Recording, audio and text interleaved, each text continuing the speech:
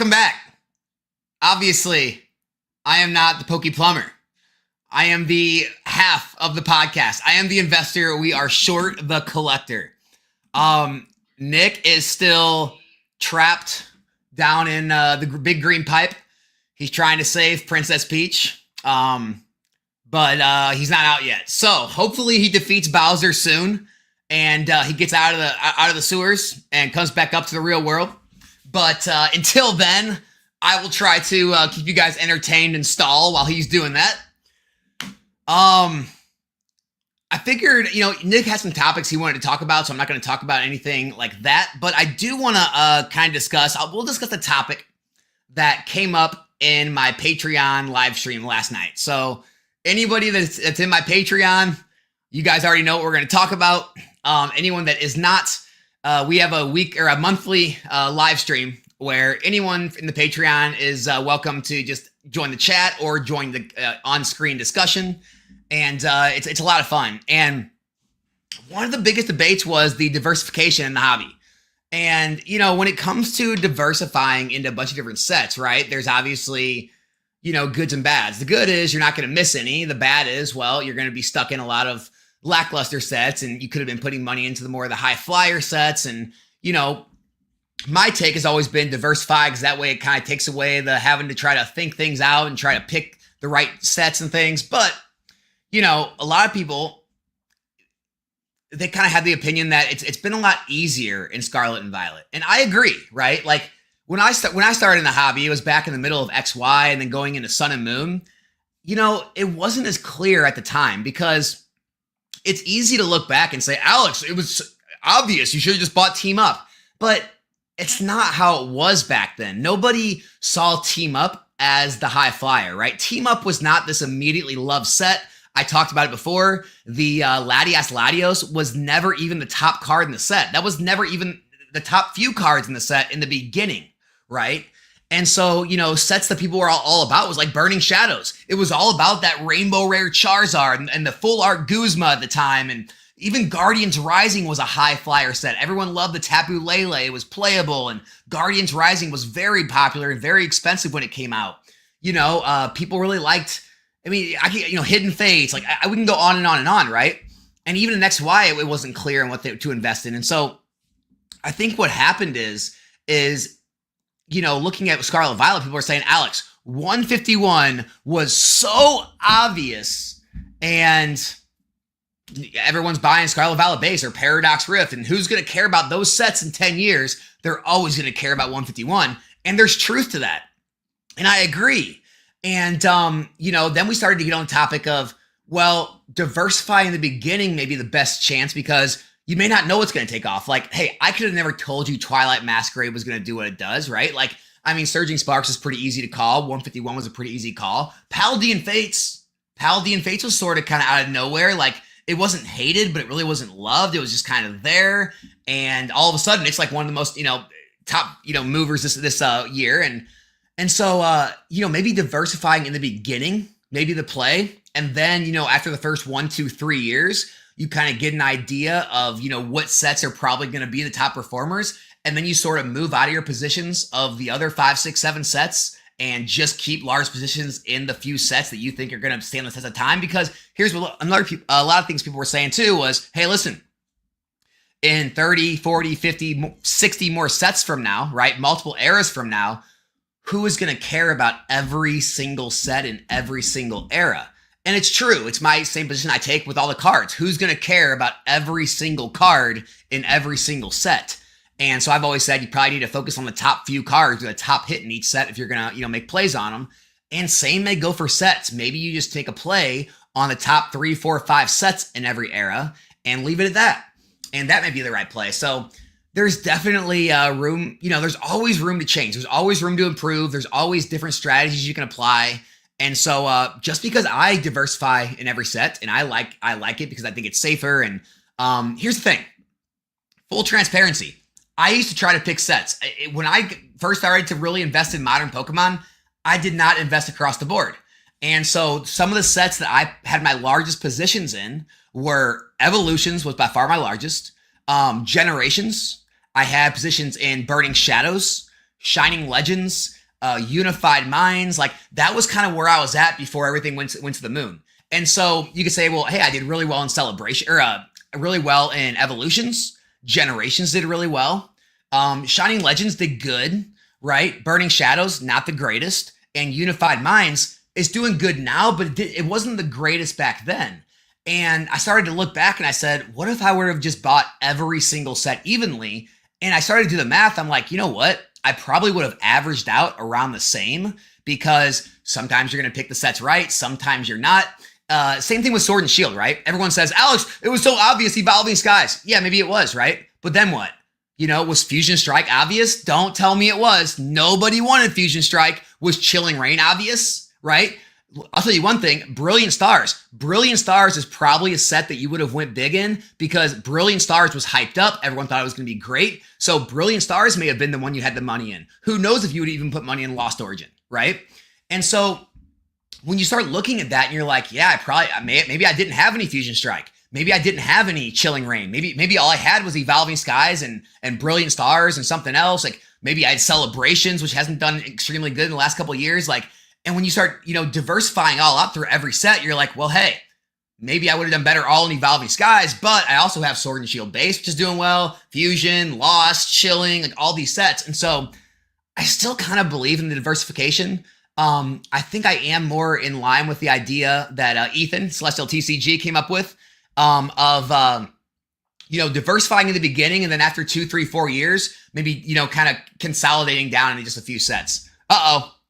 We have an appearance from the ThePokePlumber. The collector is in the house with no face cam. What's up, man? Nick, are you with us? Well, we'll just keep talking until Nick comes online, guys. But he'll be here. He'll be here, guys. Give him 10, 15, 20 minutes. He'll be here. He had a plumbing job run a little long. We got another one. Hold on. I got to remove this one. And he's back. He's back. I didn't know I could do it from my car. I'm still like 22 minutes from home. So I heard you were stuck down in the green tubes trying to save Princess Peach from Bowser or something? Trying. I did my best. I think she gets captured on purpose, that little hoe. Yeah, I think that's what happens, man. Yeah. Or are you just like too big time now for this little 20,000 subscriber channel? Yeah, dude, you're in the dust. See you later, sucker. Yeah. See, Nick, he's busy hanging out with like, Cool Trainer Ryan and Pokevault now. He's too good for these little conversations. Alex and my friendship are done. It's over. Dusted. So what's up, man? So here's the thing. We'll talk like all week, right? But he'll like come up with these topics and he'll hold them so close. He's like, no, I can't tell you anything because you'll talk about it in a video. I'm going to save it for Friday. So, dude. No. I was like, I'll tell you. He's like, no, don't tell me anything. Don't tell me. Liar. You're lying. What do you, all right, bring them up. Give us one of these topics you've been holding out on us. All right. Celebrations. I love celebrations. I've been snatching up a bunch of celebrations lately. Easy to say that once it just like moved like, 50%. Yeah, but I've been saying this for longer, but our things are only every 2 weeks. So a lot can happen in 2 weeks, right? So celebrations is one of them. I mean, if you look at Generations, right? Generations is it has 2 decent cards. And same with Celebrations. And Generations used to be dirt cheap. And for a while Celebrations was, but now it is shooting up. I mean, I even bought a case and it was it ended up being like 80 a box, but it was a case. And then I bought some at 70 and then I grabbed some at 75. And now what's it at now? I think it's like 110 to 120 in ET. We're talking ETBs, right? Yeah, ETBs. Yeah, regular ETBs. Yeah, I believe they're like they're 110. They're at 120 right now. Let's check it out. Let's see. So about 105. 105 to 110, okay. Depending on, yeah. Which again, all 3 months ago, they were 75 on TCG Player. So it's, like I said, it's about a 50% move. Yeah, that's pretty wild. And it happens just like that. And we're not even at the 30th anniversary yet, so I really anticipate when the 30th anniversary comes, it's going to get wild, wild for an I ETB feel at like we had a least. conversation months ago where we were talking about like dead sets that we're thinking about like, selling off. I feel like Celebrations was one of them we were thinking about like 6 months ago. But Yeah, now all of a celebrations. sudden, I mean, and that, you have to think about it back then because it came up in the conversation with Prismatic, right? Like people forget that when Celebrations was out, like the local place near me, they weren't even selling ETBs. They were selling the packs for like $7 a pack, right? And then think about how many Celebrations packs come in an ETB. So they yeah. were killing it on that, and then it tanked. So it's like I don't know. That's yeah. Now that I'm thinking about it, it's basically the same exact thing that happened. People forget that all the time. Yeah, Celebrations is one of those weird sets because I don't think there's ever been another ETB where they've had other packs in it. And so you not only get the Oh, yep. Celebrations packs, but you get like a You get couple Darkness Killing Rain, Blaze, Darkest Vivid Blaze. Yep. Voltage. Yeah, so Yep. it's like you kind of get a little bit of almost like a collection box feel with the ETB, which is nice. Yeah, that is nice. Yeah, think about that too, especially with Chilling Rain doing pretty well. Yeah. Fernando, what's up, dude? Appreciate the super chat. Congrats on 20K subs. Yeah, guys, if you didn't know, so it was pretty cool. We were having my Patreon call last night, and while on the call, we hit 20K last night. So again, what does it really mean? Oh Not yeah, too that's much. You don't awesome. get anything for it. They don't make no awards for that. But hey, man, it's fun. It gives you an idea that you're doing something right. Yeah, congratulations on that, buddy. That's a huge milestone. Dude, it feels like the other day you hit 10K and you jumped up way faster than it took you to get to 10K. That's It's pretty dude, it's, wild, it's kind of actually. like investing. It's just it compounds. Like I mean, the larger your channel gets, it's kind of like YouTube gives it more exposure, and so like I feel like it's easier to grow subs after like certain points. Well, when you're pumping out 2 videos a day, that helps you too, you know? Yeah, man, this month has been brutal. I thought about it. A lot of people like the sponsored breaks, but I overdid it. So I think I'll probably maybe do like one a week, like for going forward, like do one box break a week maybe, just to kind of switch it up a bit from time to time. But the box break is every day. It's a little too much, I think. Yeah, it's crazy. It's like I always see, you know. Um, yeah, actually, I wanted to come at you for one of them. What was the headline? What did you have under Silver Tempest when you broke a Silver Tempest box? You wrote, Here we go, Silver Tempest. yeah, Guys, you got to be careful when you mention Silver Tempest around Nick. It's very near and dear to his heart. All of a sudden, I don't know why, but it's really. you talk shit on Silver Tempest, and then I was looking at like your caption for it, and like this guy over here, come on, What give did it I say? credit. All right, I said Silver Tempest is on the move. Buy now. What are you talking about? Yeah, and you're telling everyone not to buy it. You're like, I'd rather have Scarlet and Violet. And then I did a poll. All right, so everybody, actually, let's move into this one. Dude, So I hold on. I Hold on. did a poll. Hold on first. I was telling people to buy it when it was on Pokemon Center. Now that it's 190 a box, yeah, I was saying I think you missed the play. No, no, no, no, no, no. Because we were still arguing about this when it was at 143 a box. When I Dude, was if you're saying if you're trying to tell me Silver Tempest at 190 or Paldea Evolve in the 140s, I will take Paldea Evolve all day. that's fine, but let's tell the people about my poll, right? And a shit ton of people were active on this. I did a poll. How do I look at my polls?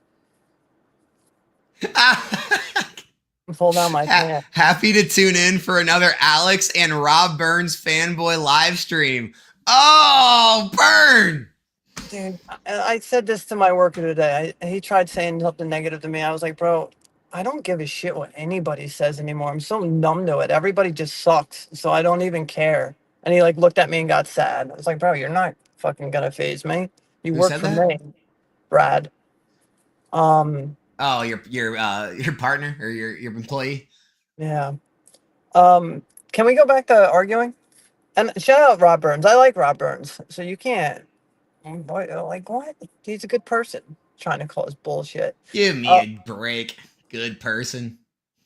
Bro, he's a good person. I have no beef with anyone. I told you I'm Switzerland. I'm cool with everybody. Everybody's in the hobby, just having a good time. I mean, no, there's like one or two people I don't like, Hey, but anytime for the most someone part, gets in beef with you, reaches out to squash the beef, and then proceeds to have people on his live stream and still talk shit about you, they're no longer a good person in my book, but you're welcome your own opinion.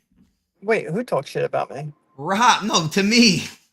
No, it was that other guy that he had on. It wasn't Rob. All right, we'll move on to your arguing about Silver Tempest. Yeah, can we go back to this? I don't care about the drama in the hobby. Um, the Silver Tempest. So I did a poll, right? And I was like, if you could choose one, it was Silver Tempest, Paldea Evolved, and Obsidian Flames. And the percentage of people that chose Silver Tempest out of both of those was actually kind of insane. I think I texted you how many votes we had. How many votes did we have for that? I mean, I know it was Silver Tempest favorite. I can't remember, like 200. Yeah, it was like 200 something people that chose Silver Tempest. So it just shows you that all a set really needs is a chase card of a favorable Pokemon, and people will choose that set, But like 90% I of the told you time. though, if you run that poll in 2 years, I guarantee it changes. Well, we'll see what happens in two Because years. So what note it happens is now. once Scarlet Violet starts to have price rises and the cards are worth more and the boxes are worth more, people's perceptions change. It's like they almost view sets better because they're worth more. It's really strange. Yeah, but Lugia is GOAT. Yeah, but everyone hated Ultra Prism and now people love it. I still hate Ultra Prism. What I'm Well, saying though, that never changed. I don't know. It's all It's really white. weird. Like you look at these other sets that that people did not like, and then all of a sudden they're worth like $500 a box, and everyone's like, "Oh yeah, it's a great set." It's like what? Or the card used to be $20, now it's $100, and oh, now it's a great card. Yeah, I mean that comes with the territory, right? Like everyone shit on Scarlet and Violet forever, right? And now I have messages every day. Where can I get Temporal Forces? Where can I get Twilight Masquerade? Where can I get Paradox? And I'm like, dude, if you guys should have bought it when no one wanted it. You know what? But Speaking of something of selling, real quick, right? Guys, I'm just gonna go ahead and speak for me and Nick and anyone that is in the social media limelight that sells. Just because any of us sell something does not mean there's anything wrong, does not mean we think the market's going to crash, does not mean we're trying to get out. Like, dude, how many messages do you get every time you try to sell something? anytime I try to sell something, it's actually kind of wild. They're like, why? What's going on? Why are you selling Chilling Rain? I don't know, because I have like 30 cases of it and I didn't know I had that many of them. So that's why I wanted to unload a couple of Chilling Rain. But everybody reads into it so much. They're like, why? What's wrong? Why are you selling Primal Clash? Is it going to tank? And I'm like, dude, no, I have a lot of it. I need to make room for other stuff too. That's it. Yeah, Like it's I love it, and anything I sell, you best believe that I have anywhere from 5 to 10 more, right? So I'm don't almost read like too much into it. I'm almost looking for like alternative ways of getting out of product in the future, just to like not freak people out. Like, oh my god, did you hear Nostalgianomics is selling this set? Like, it's like caused some crazy firestorm. It's so weird. Yeah, I mean, honestly, sometimes I'm afraid to like post an in search of post because like there was like two really good deals on eBay, and I wanted to see if I can get them for cheaper. I'm not saying I have that kind of movement, but I posted in search of, and I went back to eBay, and both of them sold. So like, I'm afraid to even post on my story what I'm looking for. It's Yeah. kind of wild. No, don't But worry. You just tell me. I'll make a video about it.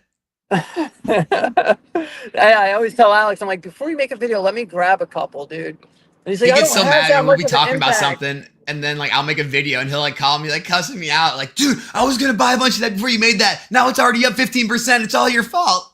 It is his fault. Because I control the entire sealed market, guys. Just like a No. puppeteer.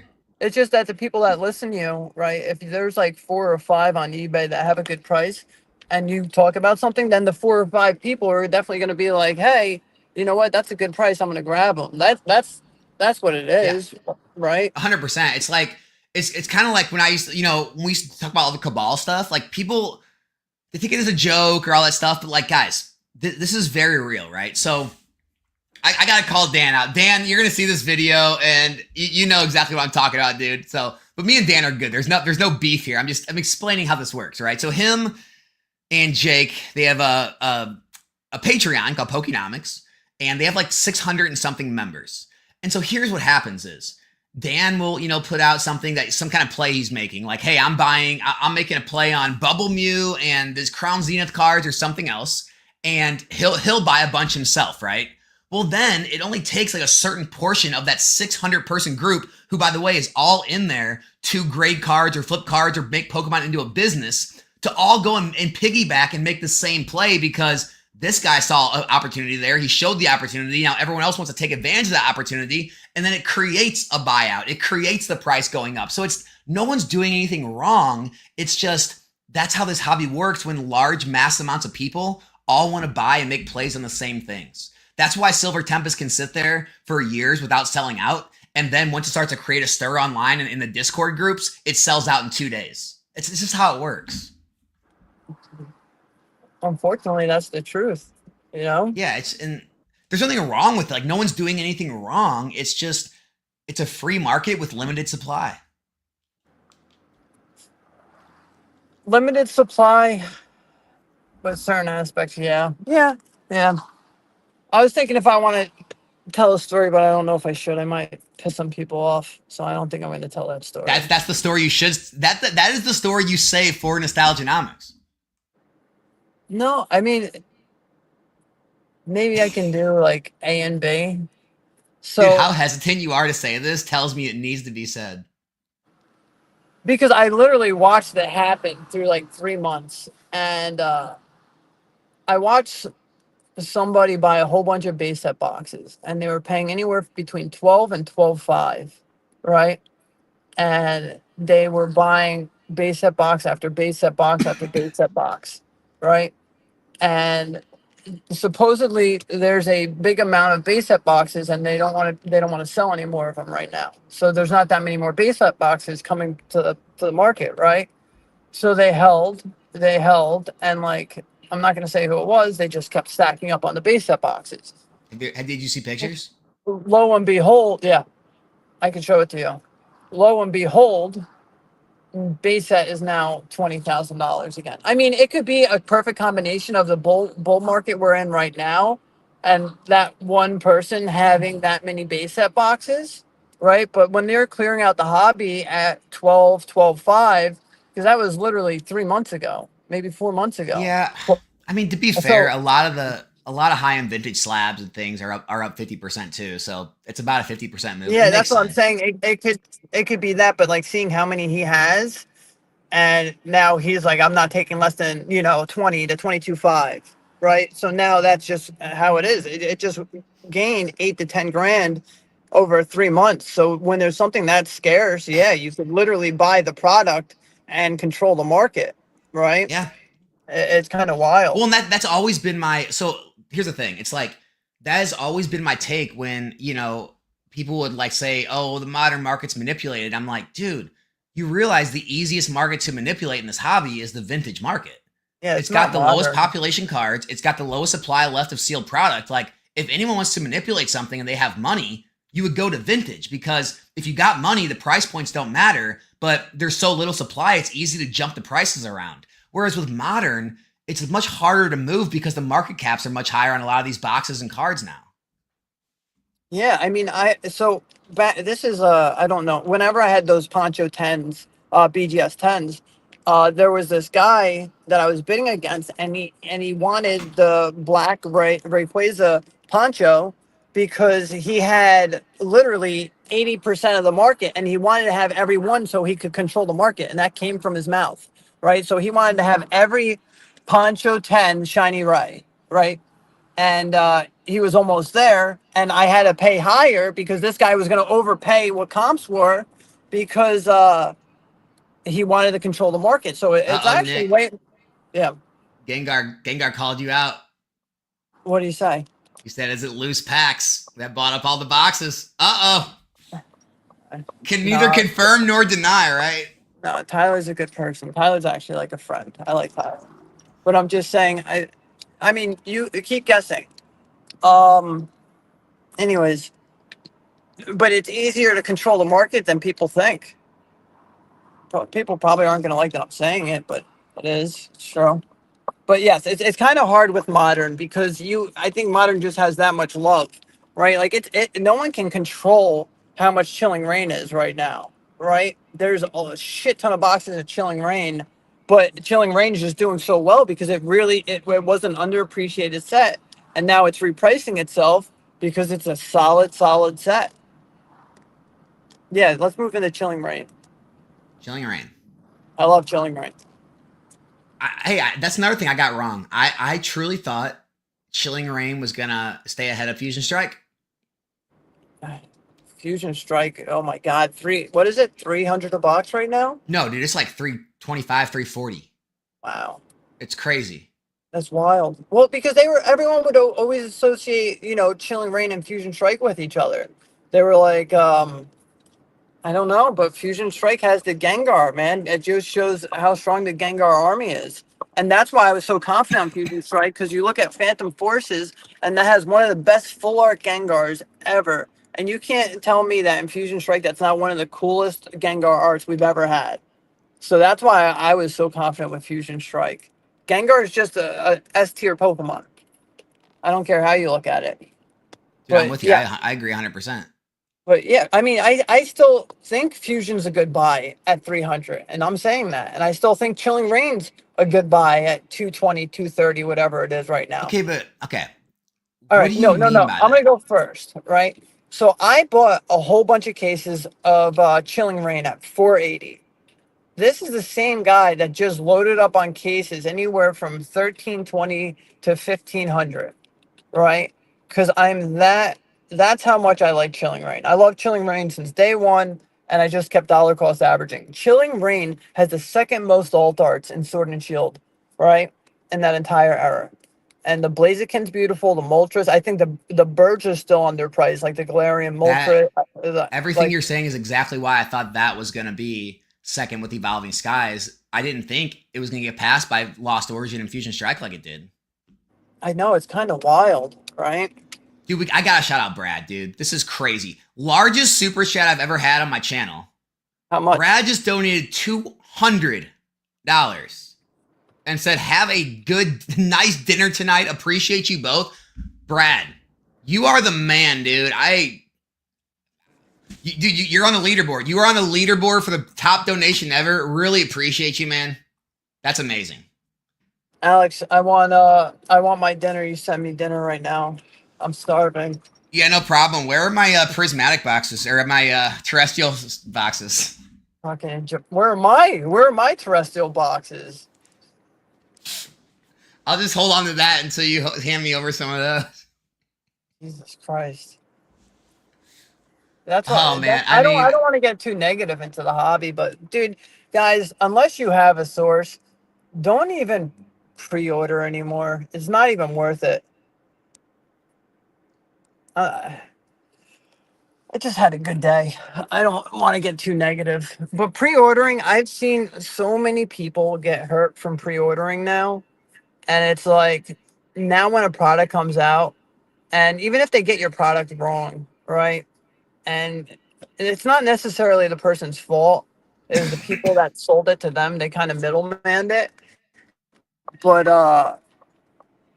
I was owed something, and then they instead of cases, I got boxes, right? And I said, "Hey, I was supposed to get cases. I paid extra because I want cases." And they were like, "Just return the product, and then you'll get your cases, right?" And then so many people were like, "Don't return the product. Don't return the product." I returned the product. Now I don't get the product until January. But then who's even to say that in January that terrestrial doesn't going up, and then I don't even get my product in January because the prices just keep getting crazier. Like I literally just had to pay for more terrestrial, um, because I want to have it before January. So it's kind of wild. Yeah, just if you're gonna pre-order, make sure I don't even know because that is a trusted source, right? it's weird how all And these I saw negative someone. things usually are tied to the Japanese market, though, huh? Yeah, I'm ordering something, so give me a second. I haven't eaten all day. All right, well, shout out I'll put Slug it on Alex mute. here. I'll mute this if Where's I can't my figure it Evo box and out. Tempest case? Where's my Evo box and template? He must be talking to you. Yeah, he's talking to me. Let's see what's going on. I want to hear the order. Hey, I gotta ask a question to Prismatic Collectibles here. Did you or did you not make this name after Prismatic Evolutions was announced? Be honest. Be honest. There's no way you had this name before. That's gotta be tied to Prismatic Evolutions right there. Oh man. Do you think Prismatic Evolutions PC ETBs are free money? They even look nasty short term. It's absurd the prices they're going for. Yeah, I mean, Keaton, it's not. It has nothing to do with what I think. It's just happening. They're pre-ordering close to $400. If I am not mistaken, let me make sure. I don't want to speak falsities here, but let's see. Prismatic. Oh my gosh, the cases are literally listed at 2,500. There's no sales data. I'm trying to find the regular PCTBs. Hold on. Okay, yeah, $400, $395. Hey, that's our man Ethan. I'm gonna go ahead and share that. We got a shout out. We got a shout out Celestial Forever for him. Guys, Ethan's a good guy. Celestial TCG. Make sure to go buy from him. Yeah. $395, the cheapest one on the market as we speak. That is what they are selling for. So yeah, it's a $400 product. You can literally make, I don't know, 7x, something like that on your money immediately. So yeah, the play is real. You know what's really funny, guys? Because of all the connections I've made in this hobby and just people in my Discord or in my Patreon or people I've done business with, it's so funny when I get on TCG Player now. I know 50, 60% of everyone's listing. I'll click on an item and be like, oh, so he's selling it for that, he's selling it for that, he's selling it for that. It's really funny that you almost end up knowing the entire list on TCG Player once you kind of play around in this hobby for a good time period. So, but yeah, Prismatic's crazy. I don't know how high it goes from here. I don't know how many are going to get released on the day of release and how many you're going to be able to buy then. But $400 for an item you paid $60 for seems like pretty free money. Don't get greedy. Take profits when you have profits if you have a chance, in my opinion. That is my opinion. Prismatic says, I'm following the PokeNE method of starting a TCG business. All right. Not many people better to follow than Mr. Brian himself. I get you. Question, scenario. You have 0 product. You have 1,000 to start. Alex, what are you buying to keep your business going? Plumber, what are you going to start buying your collection from scratch? Oh, for me, it's easy, right? I'm just going to buy packs for Rip and Chips. That's simple, right? It's there's margin there. You can move them very quickly, and you can churn and burn the product very quick. It's going to be faster than grading cards. It's probably going to be faster than flipping collections. Honey mustard and rice, please. What's up? What's up? Yeah, all right. Good to see you too, brother. But yeah, that's probably what I would do. I'd probably just get some sets that move easy. 151 moves really well. Crown Zenith, Paldea Evolve, maybe the big box people like to open, a Unbroken Bonds or Unified Minds, and just run them. Just start running packs. What about question? You, man? What are you spending your first $1,000 on? XRP, Bitcoin. I like ADA. I like Sol.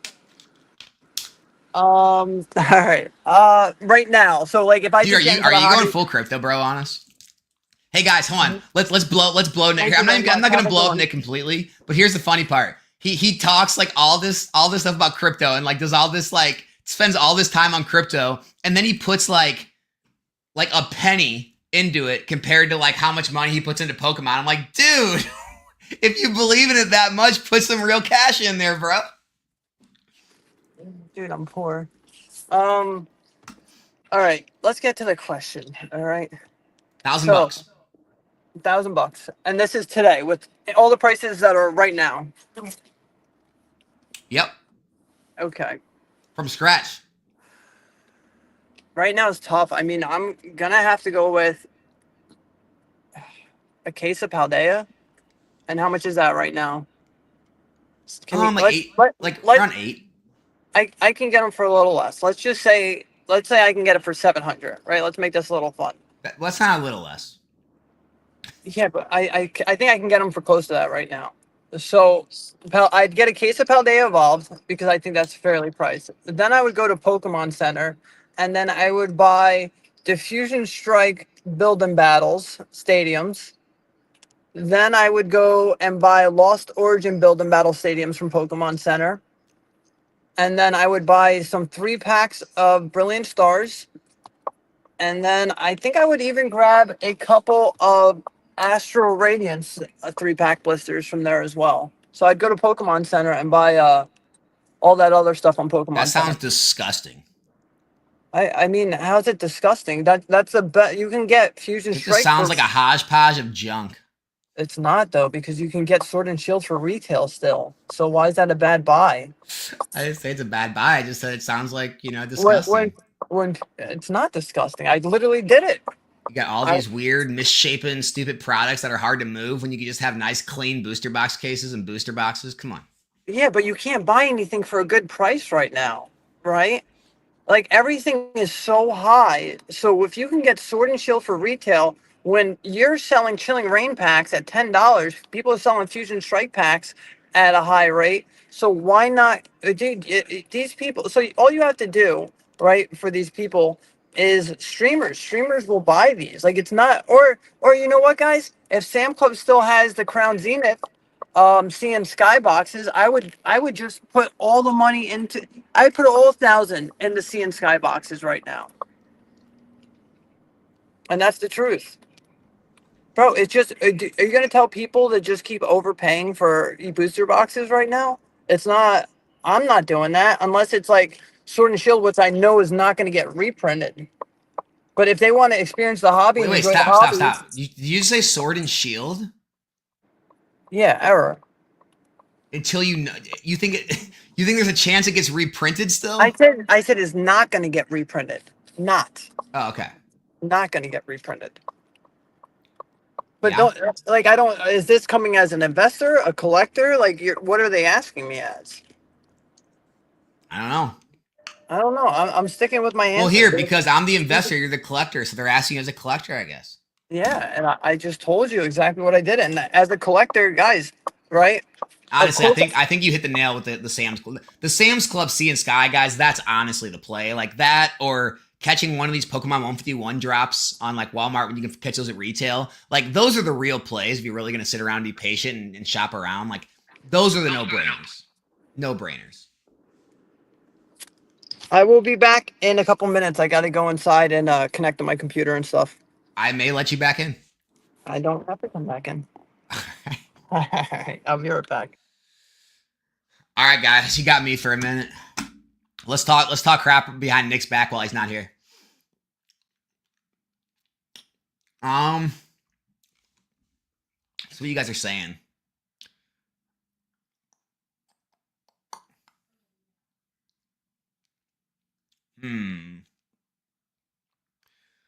What do you think about Japanese sealed products and investment? Tempted to buy some Japanese 151 to hold, but not sure it's a good idea. Plotted. I'm the worst person to ask. We'll wait till Nick gets back on. I do not invest in foreign products. I have one set, and that's 151. No, I did not buy it to invest in. I bought out a card shop, and that was part of their inventory. It was a small portion of their inventory. I bought out a large, multiple 5-figure purchase, and I just happened to get 6 cases of 151, and I just haven't taken the time to move them or worry about it. And so other than that, man, I stick with English. The reason is English is the largest, portion of the Pokemon hobby. Like people don't like to hear that, but it is the most transacted language.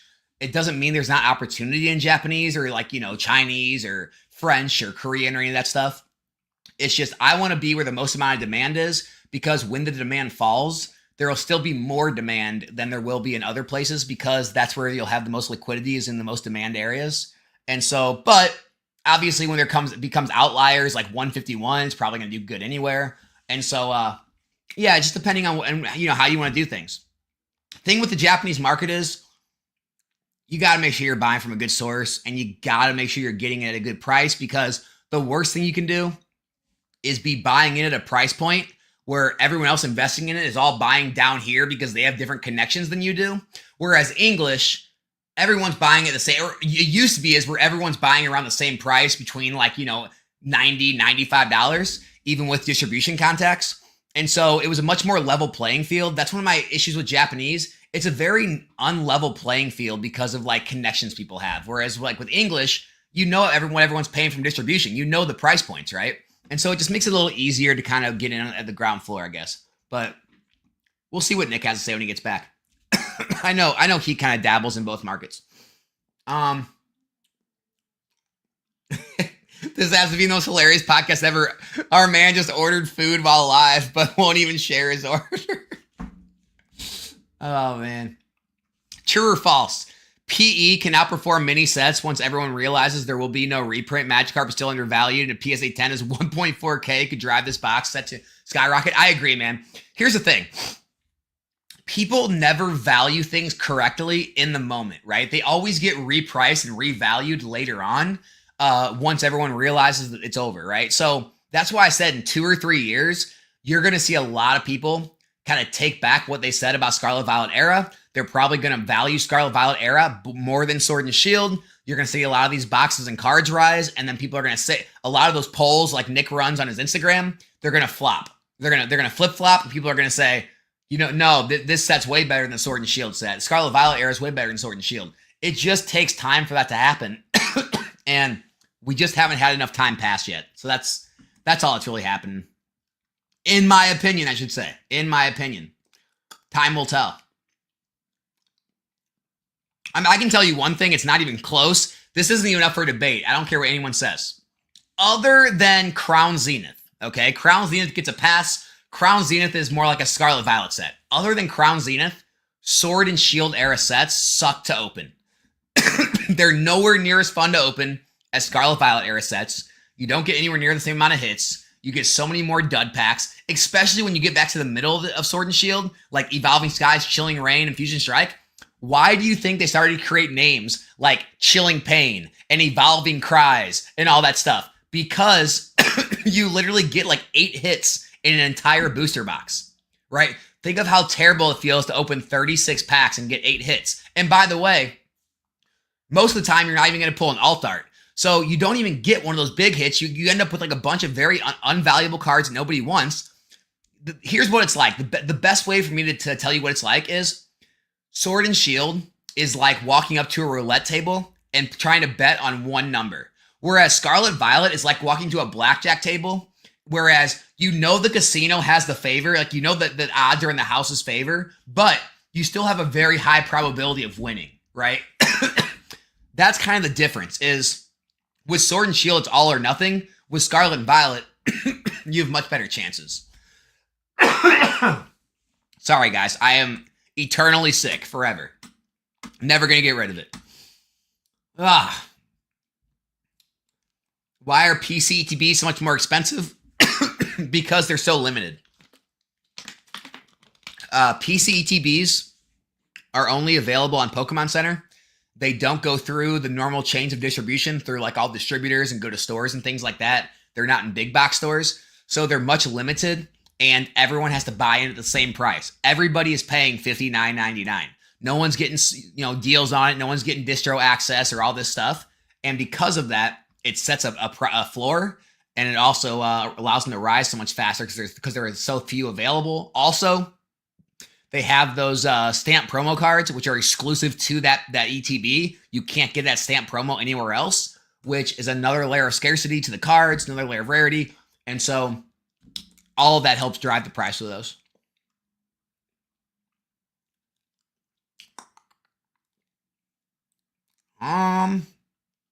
What else we got going on?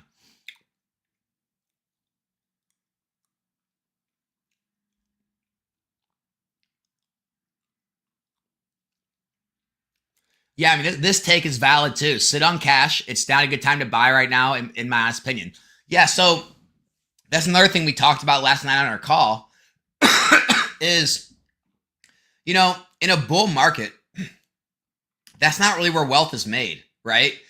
That's where your wealth can be realized from the decisions and the plays you made. But all the action takes place in a falling market or a bear market or a stagnant market, right? That's where all the action takes place.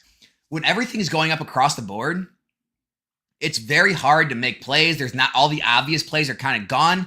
There's still money to be made. There's still things to buy, but it's just much harder to find those deals and find those entry points.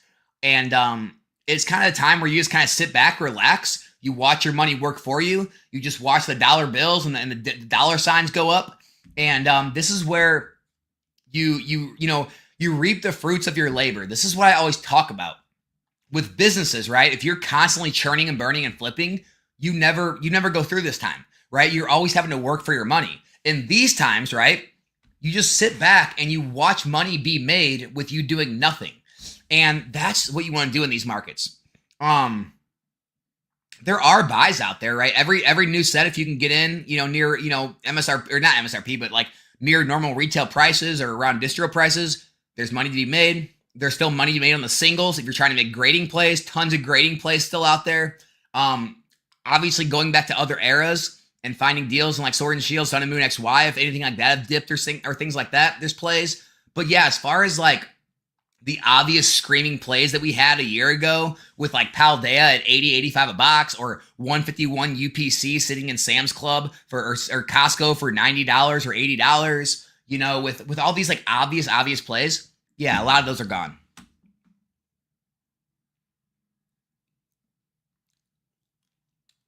My girl heard me yell folks in my sleep last night. Too much binging on it. So stupid, man. I love it. Will surging Pikachu keep its momentum similar to Umbreon? It's holding up very strong right now. I mean, I will say it is very difficult to hit. It took me almost 1,500 packs to hit my first one. And then I did hit two more within like another 1,000 packs. But I mean, we've been through, more than 3,000 packs, 4,000 packs. I don't know. I've only pulled 3 in my lifetime. And so they are difficult to hit, right? You can't take that away from it. Just because you may have got lucky. Alex, I pulled one in my first box. Or Alex, I bought a blister and I pulled it. It's not hard. It's hard. Let me tell you. People get lucky all the time, but it's extremely hard. I open hundreds and hundreds of those packs every single week. I never pull it. And so that may be enough to keep the price high. Also, it's Pikachu. Also, the set is expensive. Other cards in the set are also expensive, which is keeping the set higher. It's got a lot going for it. It's probably going to see some pullback when and if the reprint comes, because the product will pull back, and then when it gets cheaper, more and more will get opened, more and more singles will hit the market. But yeah, I mean, over the long term, it's completely likely it could. Really hard to tell.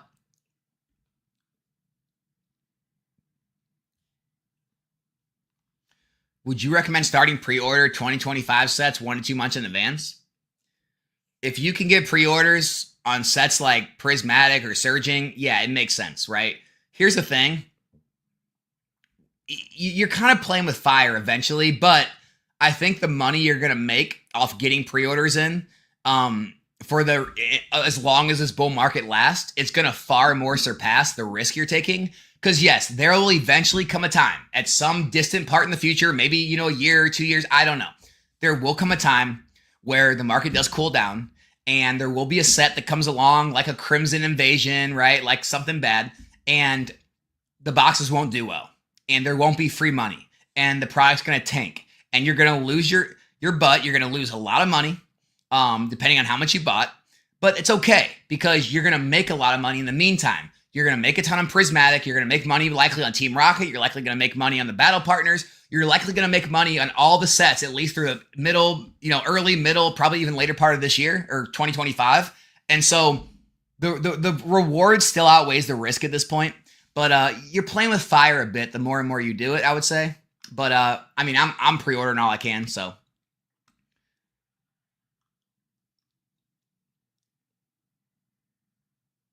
If you could have 3 sets currently available SV long term. Which are they? 151, Paldea evolved, and you gotta say Surging Sparks. I just think Surging Sparks, even though it's overhyped right now, I think it's probably always going to be there and probably one of the top ones. So probably Surging, Paldea, and 151.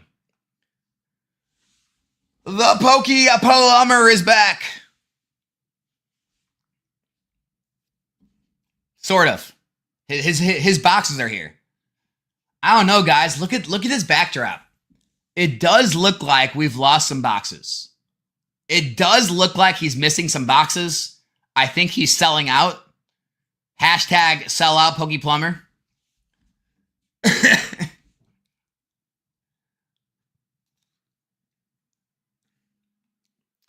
Alex, would you trade me a PETB for a PE surprise box poster collection? My PETB for a surprise box and poster collection. You know what, man? I'm one of those people that I don't do anything until I have the physical products in my hand. I'm not playing the confirmed pre-order game. We all know how that turns out. I don't pre-sell stuff. Once I get everything in and I see exactly how much I have, we can talk then. So we'll talk then.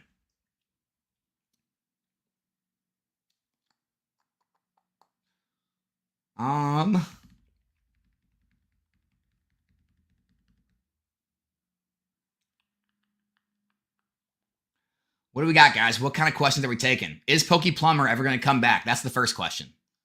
That is the first question. All right. Shrouded Fable, exclusive ETBs back in stock on Pokemon Center. Piggyback on your other video highlighting Fable. Solid buy, low risk. Yeah, absolutely. Look, until something changes, it appears that PC ETBs are all going to be solid buys. Dan is saying vintage is slept on. Hey, man, if you play in the vintage market, I'm glad everyone's doing well there, too. Me, I grew up with vintage. I used to invest in vintage from 2015 all the way through 2020. I don't anymore. I think there is immensely more opportunity in modern. Even after COVID, modern held up better than most vintage. The liquidity is usually easier. There's more demand. There's more eyes on it. There's more attention. I like everything modern has going for it. But hey, if you like vintage, go for it. It's just not for me, man. Anymore. Not for me anymore.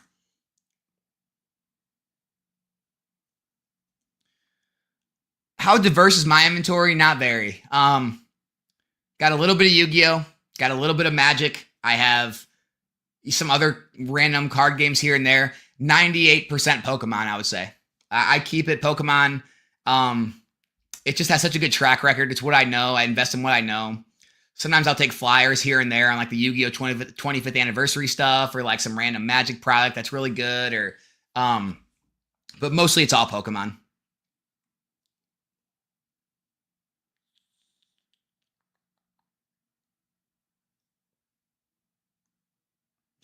Invested my life savings into Pokemon Go Elite Trainer boxes. Love it. Alex told me to. Absolutely. Now I'm homeless trying to typing this under a freeway in Los Angeles, never investing again. Man, Republic Bricks lost his warehouse. His app got shut down due to him not paying the domain. His Lego business is in shambles, and now he's living under an underpass, all because he invested in Pokemon. I'm sorry to hear, bro. Sorry to hear, dude. That's life. Get over it. How you doing, man?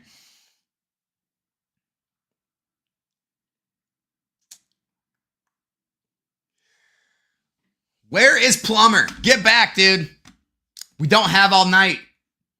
I got to rip packs tonight, brother. By the way, guys, if you're wanting to stop by the stream tonight, we have our live rip and ship at 7 p.m. Guess what we got? Get ready? Ready? Oh, yeah, that is a box of Primal Clash. We are cracking the Primal Clash box tonight. Hopefully pull some of those primals like the Kyogre or the Groudon. So we got that. Got some Cosmic, got some Evolvings, guys. Got some of everything. It's going to be a good night. But Primal Clash is going to be a fun time. Chris, what's up, dude? Come in and say hi. The Pokemon market will never crash again because too many people are back in the hobby. I mean, you never know, dude. That could be a reality. There he is. There he goes. In my defense, I did say 4 Central Time. In your defense, I only got about an hour. All right, let's rock for an hour. All right. I had to get something in my stomach, dude. I haven't eaten all day. Yeah, well, you've been eating shit in the pipes all day. What's that? That counts. It smells like money. What other topics did you have? You said you had some good topics, man. I'm waiting on those.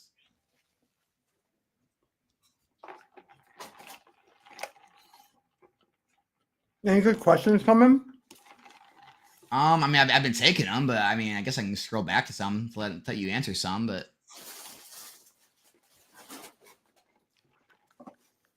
I don't know.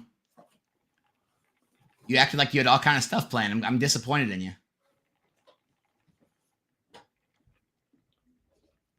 No, I have topics. I do. Do I think Charizard UPCs are being slept on? Dude, I think they've went through massive price rises. I think people know about them by now. Where are they at right now?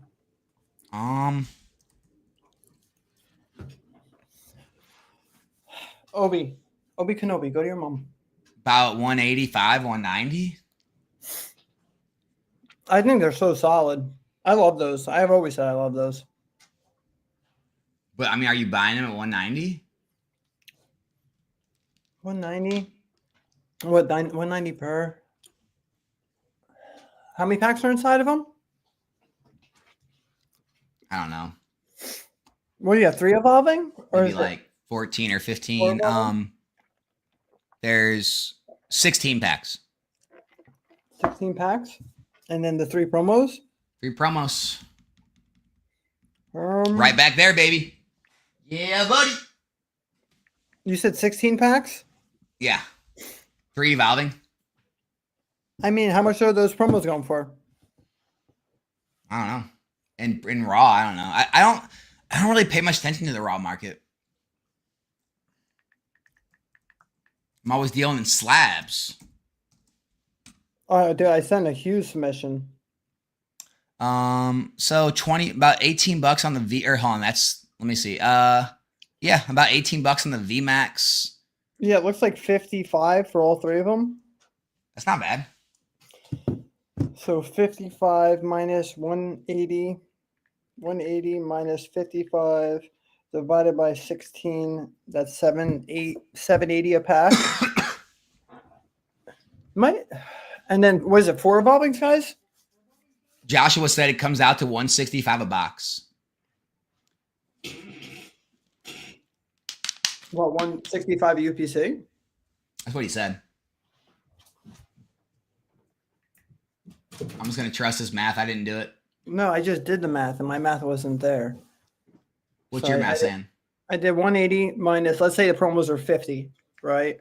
And then divided by 16, that's $8 a pack. So, I mean, you have some good packs in there. You have Lost Origin, Evolving Skies. Yeah, but a lot of those packs are still only like $4. Yeah, but when they go up, it's probably going to be like $250. It needs to be that UPC. I don't know. I still think here's a good conversation. So this is like an argument me and Nick always have. I don't feel like arguing with you today, though. No, dude, we already did that. We already did that. Huh? We already argued. Shut up, dude. All right.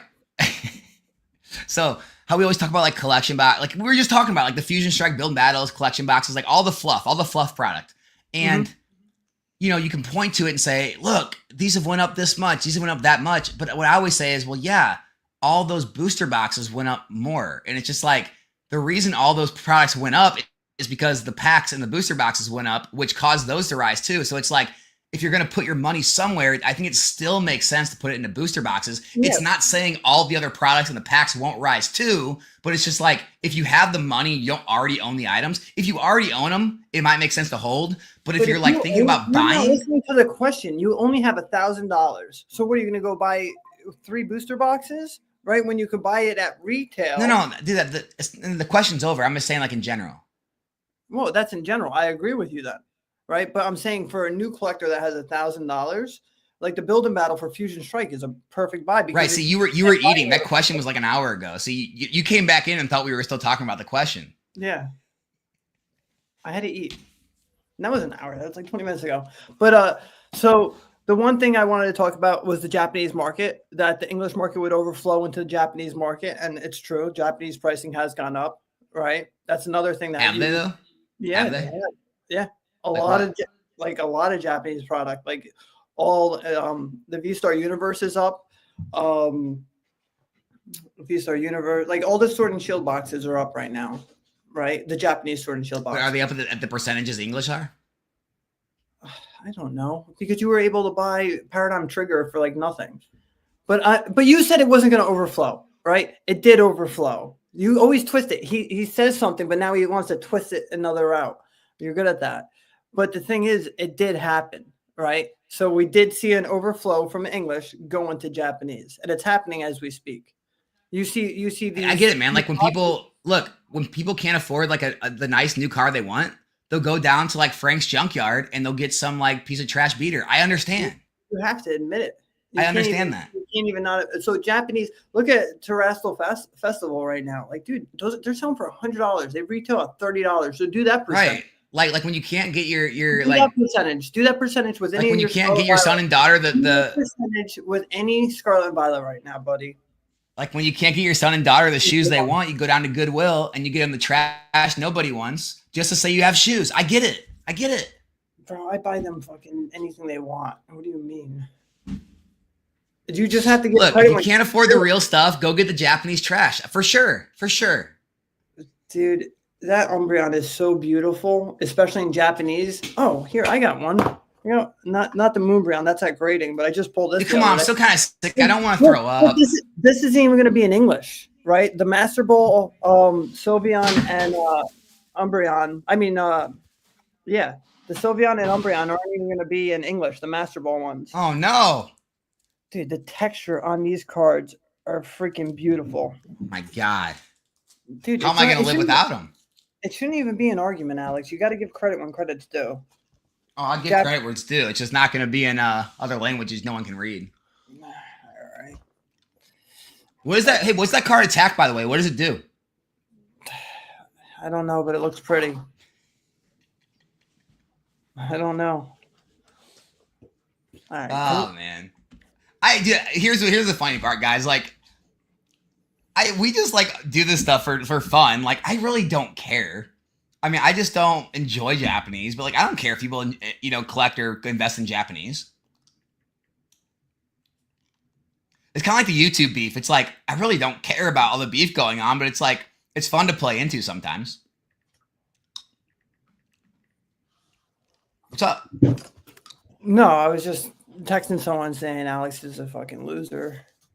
Sounds about right. Oh, man. Oh, here we go. All right. Alex, in the video, you talked about sitting on boxes opposed to cases. Using $1,000 example, how much each appreciates in a year if you wanted to sell some of the product rather than hold? What percentage? I mean, you can't really guarantee that, like any numbers or anything. A year? Like, yeah, dude, like, everyone's kind of getting spoiled right now. Like, you're seeing this stuff happen this year. This is not normal. Like, usually you're probably not going to see any growth in a year, to be honest. Like, I don't know. Scarlet Violet base set saw no growth for a full year. Who's Ken MFKA?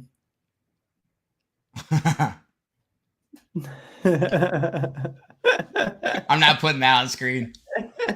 I'm not doing that one. Oh, man. Sitting on case. Dude, here's the thing.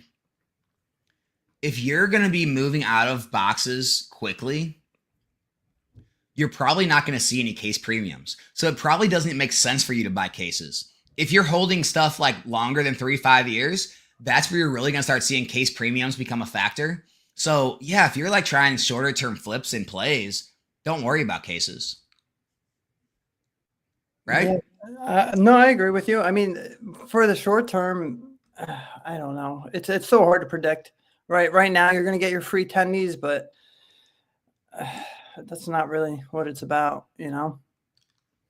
What is it about? What is it really about? Tell us. Bro, enjoying the hobby, you know? Sit back, relax. When shit does well, fucking sell it, and then buy 10 more of the next thing. That's it. Take your profits and enjoy it. Yeah, it is really funny. Like everyone talks about risk. And it's just like, what are we really risking here?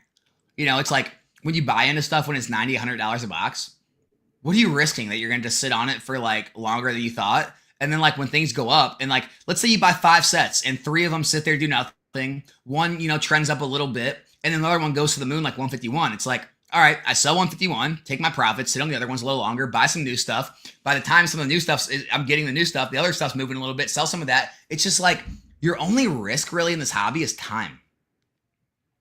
Yeah, just time in the market always beats timing the market, right? And that you and I mean, how honest can I be with people? Like you and I, dude, this is my literally. You can say anything on my channel. I'm trying to tell you that. All right, you and I can't wait until everyone gets fucked when they overpay for everything, right? They stack up on everything and be like, I'm gonna get 10 cases of this, right? And then it's gonna go down to fucking 75, 85 a box, and then everyone's gonna get screwed. We got Dr. Applesauce in the house. What's up, Will? What's up, buddy? That's my dude. Yeah, dude, we talk about that, man. Like, it's so shitty to say that, but like, yeah, I secretly am waiting for that. I'm waiting for a lot of things.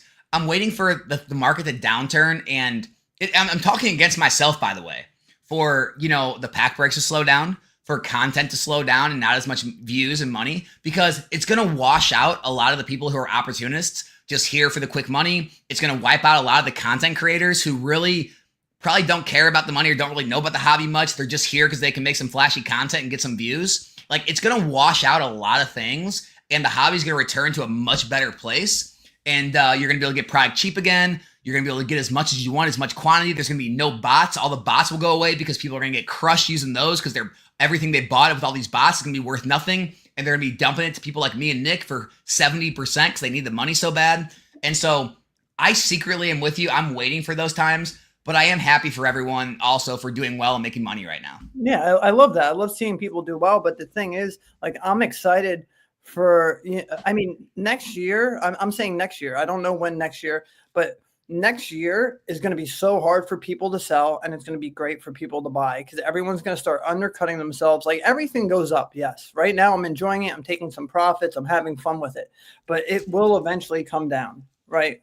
That's how it always goes. Right. Yeah. There's people saying, I don't know how this might last for a long time.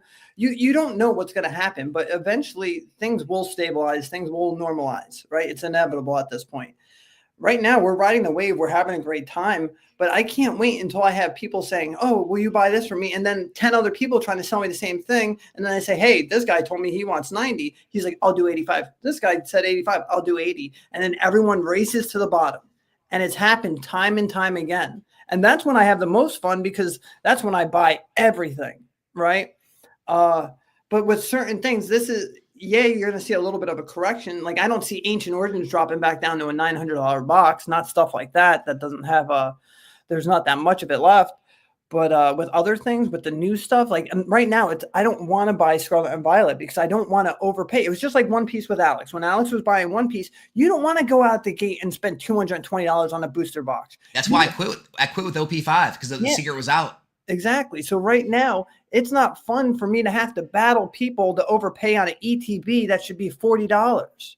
That's not fun for me, right? I'm going to buy some and I'm going to open it. But at the end of the day, you want to get into these to have better growth. Like everybody that's getting into crypto right now, that 40 cents went to $2.43, right? Dude, we just had that conversation. Oh, did you? Yeah. And now me and you did. Yeah. So many people are getting when into you were telling me XRP. I love XRP, but still everyone's getting in at 243 and now it's dropping down to 2 and everyone sells it. And now you just lost, hundreds of dollars. It's about long-term, right? Like, dude, what did I tell you though? When you were telling me about XRP, like, dude, you should get in. Someone like, dude, I'm there's no way that I'm buying something after it's up 700%. Like, I missed it. I missed out. I'm very okay with missing out. It's like at a certain point you have to say, I like Team Up. I'm not buying Team Up at $3,000. Like, maybe it does go up, but it's like $3,000 can be used better, in my opinion, 100 other places. And at some point you have to say, you know what? Unless I just want one for my collection, other than that, I feel like I missed out right now. So what about Evolving Skies at 1,000? Evolving Skies that's a different one, man. I don't know. That's a good play. I still think Evolving Skies at 1,000 is not a bad play. I would try to find a deal on it. Like, I would try to find it like off market for like closer to 900. So at least like you're not, you're like, I would try to find it 10% or so under market on on somewhere else, because I don't want to pay 1,000 for it right now. Yeah. But what if you're like getting a mint box? Yeah. Yeah. I see a lot of, I think Evolving Skies is one of the best sets ever. Right. Like, I'm going to go there and say that. I just see like, I still like Cosmic better. I love Cosmic. You know how much I love Cosmic, but I see Evolving Skies mirroring Team Up. I really do. Like, when you have much more demand for Evolving Skies, like, I think it stabilizes, and I think Team Up and Evolving Skies is just a mirror. That's it. People are saying I should buy XRP at 180. Dude, here's the thing, guys. Look, I'm going to explain something to you.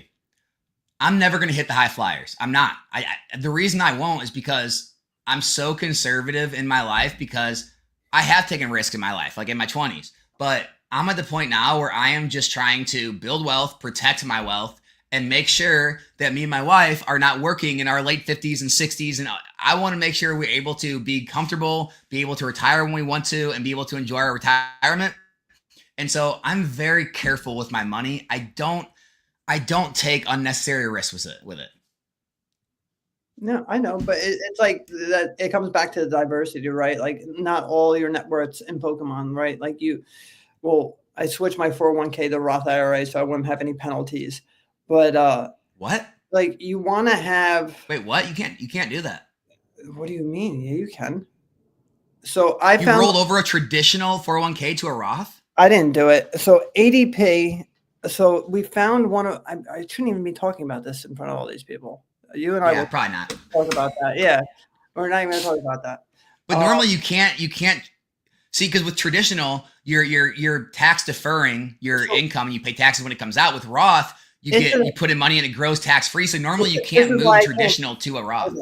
This is why. So we found one of my father-in-law. I was looking for an old 401k that I had with one of the first companies I ever worked for. Right. He found it. ADP was like, you have to pay $250 a month and then do this. And I was like, screw that. And then my father-in-law has someone that's going to take that and then transfer it to the Roth IRA, so I won't have any penalties. Does that make sense? No, but we'll talk about it later. Okay. All right. I'll explain more, but yeah, I don't know. Here, how about this one? Is it crazy to think all SV sets will be 250 in 5 years? All of them? No, that's not crazy. Unless we get like a fucking Crimson Invasion in the end of, Scarlet and Violet. 5 years is a long time. Obi-Wan Kenobi, that's my dog's name. I love that. That's awesome. That's a good name. All right, Pokey Wonder, what's up, dude? How much do you both open for pure fun off camera? Oh my God. Okay, me, I don't open much because I open roughly 3,000 plus packs every single week on pack breaks, and that does it for me. This dude opens more than probably anybody you know, and like everybody you know combined. Yeah, you guys don't even want to see this room right now.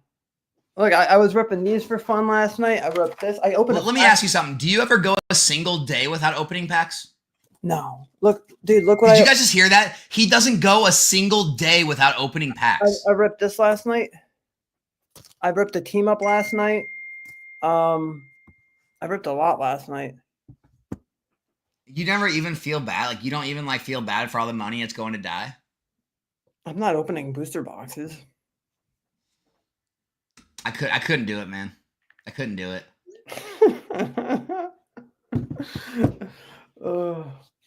That's that. I'm telling you, like the stuff you open is wild. How many cases of Surging Sparks did you open? Oh my dude, I don't even want to talk about it. Say it. Say the number. No. It's disgusting. Guys, he probably opened like it's disgusting. What, 5, 6 booster box cases? More than ETB cases? And I didn't even pull the Pikachu. I gave Alex the cases that had 2 Pikachus in it. This is why I never sell anything. It's wild. It's wild. He made me pay up for it too. He didn't give me a deal. What do we got? Are you still doing any One Piece stuff? Yeah. I still buy a box of every new release. Did you keep the blue bottom? No, you watched me sell the blue bottom. Oh, okay. Remember, I got a good number for that. So what do you have? Just like a white bottom? Yeah. I mean, they're still cheap. I always think about it. Like, wait, what? I don't think Plumber says this. Plumber says vintage is a safer investment than modern. Maybe you say that? No, maybe he's trying to get us to argue. We do that enough. Both will go down in a downturn. Yeah, I mean, that's one thing I definitely agree. Both will go down in a downturn. Good try. Don't be putting words in people's mouth there. I think it will be the one set that flippers will struggle with flip quickly that will start the downturn. The question is, which future set will it be? 100% it will. Absolutely, Tom. I think we're probably a year more off, but yeah, it'll come one day. It always does. Favorite set of all time? I said it. I actually did a video on this. It was Cosmic Eclipse. I think it's between favorite modern set or all time, like ever. Go all time. All time? I mean, Cosmic's my favorite modern, along with Ancient Origins. All time. I'm gonna pull up whatever set he says. Let's just show him how wrong he is, real quick. Hold on. Team Rocket Returns. Ooh, it is a good set. Most of these vintage sets that people bring up, it's like they'll say how good it is, and you'll bring it up, and it's like, dude, look at those hits compared to Cosmic. You're really gonna look at those two sets and say it's anywhere close? I mean, Team Rocket Returns is pretty stacked. Yeah, it is. Team Rocket Returns is a really good set. I agree. And then, believe it or not, Fire Red Leaf Green is up there too. I really like. Yeah, I don't know about that. Gengar, Blastoise. Like I said, dude, in terms of like depth, dude, Cosmic crushes that set. Yeah, but Team Rocket Returns. You said you were going to bring up the set I said. Bring it up. Yeah. Bring it up. I mean, I still think Cosmic takes it, but it is a really good set. I don't know, man. I've been in Modern so long, when I look at the half arts, I just can't get into it the same way. I mean, I just really can't. Like, when you scroll through there and then you go to Cosmic, it's just here. We just looked at Team Rocket. Now we pull up Cosmic.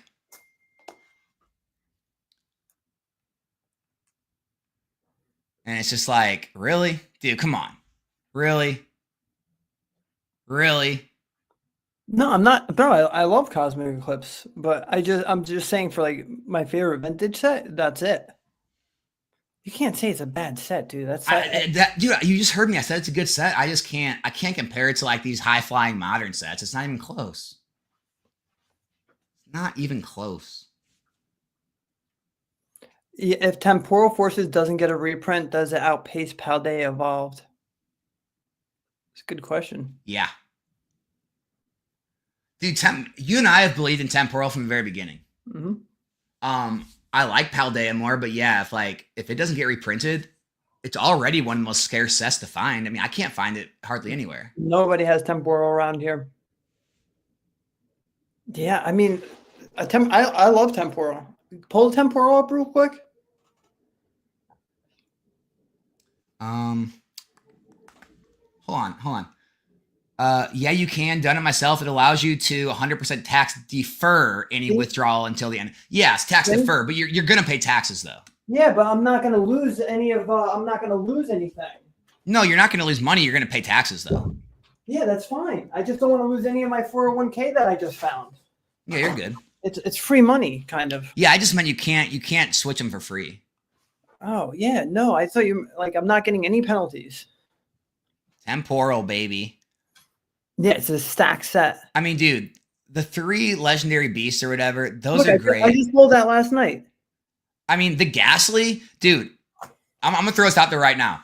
If this would have said Gengar, if this would have been a Gengar card, this would have been on the level of the Eevees, the Tyrannitars, the Groudons, things like that. Like, it would have been up there with the top IRs in the whole era. But because it's Ghastly, it's lagging.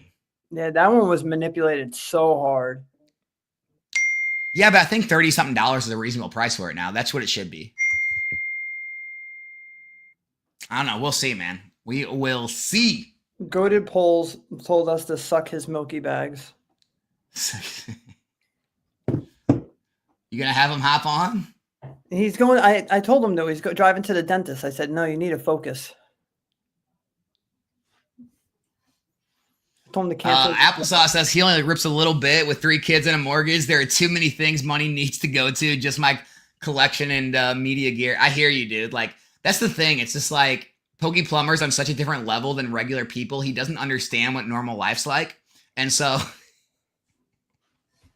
Oh, my God. Everyone's going to think I'm so rich. You are. I'm just a humble plumber. How much did you make today? Not that much. Taxes, material. Oh, man. Let's see. Do you really think they underprinted Surging Sparks? Yeah. They did. Like, did you talk to a single store owner or a single person with distro that said they got more than Stellar Crown or they didn't get shorted? More, no, not more than Stellar Crown. I've had some people tell me that they got the same amount, but they're also smaller places, right, that aren't ordering as much. So they did get the same amount, but like as far as the bigger places, no, they didn't get like it's less than Stellar Crown and less than Temporal. Yeah, man, Muffin Man. Yeah, Blooming Waters is definitely going to lower the price of singles. I think there seems to be a lot of it. I don't know yet until it comes out. Well, I mean, there seems to be, like, from what I've heard, there seems to be a lot of that product coming. And so I do think the price per pack is going to drop, and I do think the singles are going to drop. Yeah, the price per pack should definitely drop. Single, yeah. I mean, it goes hand in hand. Like the Tina would drop every time Lost Origin had a reprint. That's how it goes. Your buddy Draz. Cosmic over TRR. Delta is crazy. I know, dude. I know Nick and all you buddies up there in the Northeast. You're all vintage lovers. Look, dude. I get it. I collected and invested in vintage for 5 years. But if you guys really are on that bandwagon of thinking that like the modern artwork and these cards and the how hard the cards are to pull compared to, dude, the cards now are harder to pull than Gold Stars were. Like you gotta at least start giving modern some credit. It's crazy. No, the pull rates are definitely tougher. I just feel like people, you know, they have to hold on. Like whatever their beliefs are, they gotta hold on to it till the end of time, man. Yeah, but Team Rocket Returns is so goated. I mean, all those older sets, look how expensive they are. Yeah, right here. Like, what's your favorite vintage set? Yeah, if I had to choose a vintage, it's going to be Team Rocket Returns all day. But when it's like the whole hobby, I'm not going to compare a bunch of half-art cards to modern. I just can't do it. I just can't. What about the Gold Stars? I've never been a fan, man. I know you are. I'm not. No? I mean, even the Ray, it's not like a full. It's cool, like more than just a half art. It's coming out a little bit. Yeah, I mean, I don't know, dude. I just like, I don't know. That's why they have. What does Trump say? That's why they have different menus in restaurants. That's why they got different cards for everybody. Thoughts on CT scanning with EX era and earlier? Worth knowing what's in your authenticity guarantee. I don't know, man. Like, boxes aren't the older the box gets, the less it's valued on the cards inside. Like, it's just valued on the box, the scarcity of the box, the collectability of the box. Like, I just don't know if it's really gonna be that big of a deal. What about you? The only time I'll like CT scanning if it's for grading booster boxes, and it's just to make sure that it's authentic. That's the only Bingo. way. That's the only way I'd get behind it. I don't want to know what's inside. That's not like Alex and I had this. This was like a year ago. I was like, I love not knowing that my team up box on my shelf might have Latios in it, right? Like that's what's fun to me. I don't want to know what's in there. I think that's the only positive aspect. If they want to grade cases or if they want to grade booster boxes, the CT scanning will be like, okay, hey, it's legit, and now we can grade it. That's the only thing that I think CT scanning is good for, making sure product is authentic.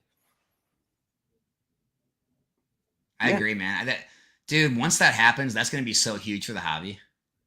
I agree. I Because mean, I think people are far underestimating how many sealed collectors there are. I think everyone thinks like it's all about like investing. Dude, there are so many people that collect it. Like, why do you think mint boxes go for such a premium than than boxes with like loose wrapping or a ding in the corner or a slit in the Like, why do you think they always sell for more on eBay and people will say that must be a fake sale? No, it's not a fake sale. People will pay a massive premium for XY Sun and Moon mint boxes. yeah, I had someone pay me more because I gave them a case a fresh XY box, Yeah. right? Because it's literally mint, it's real, and they paid a little bit more than market. That's it.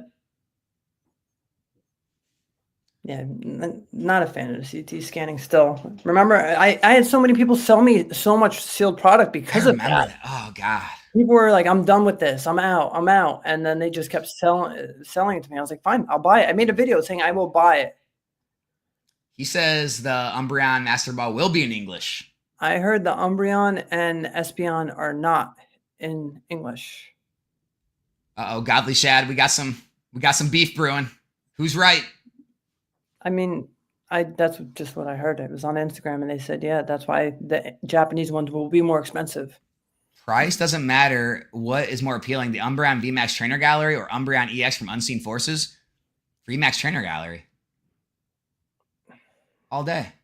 Dude, I had the Umbreon from EX Unseen Forces. I mean, the whole card is just beautiful, though. Like, it has the shiny border around it. Like, it's not like a standard, like, half art. Like, it's such a nice card. I mean, dude, if price wasn't an issue, would you rather have, I don't know, like, it's like we can start playing the Charizard game. This Charizard or the base set Charizard. Like, price isn't an issue. Like, there's a million Charizards that look 100 times better than the base set Charizard. Yeah, maybe because like the pop for the Umbreon, I think that's what I'm saying though. You're bringing price into it though. Yeah, that's true. Like just artwork alone, it's not even close. God, it's just like one of my favorite cards. It's so nice. Put it this way, guys: if they made modern cards as scarce as like think about it, if they just underprinted the set so it wouldn't even be close. Could you imagine if there were only as many Umbreons as there were first edition Charizards? It'd be a $10,000 card. Oh, it'd probably be more. I mean, dude, if there was only the same amount of Umbreon VMAXs in existence as there were first edition base Charizards, dude, that thing would be tens of thousands of dollars. Like the only thing that keeps modern down is the large amounts of it that's printed.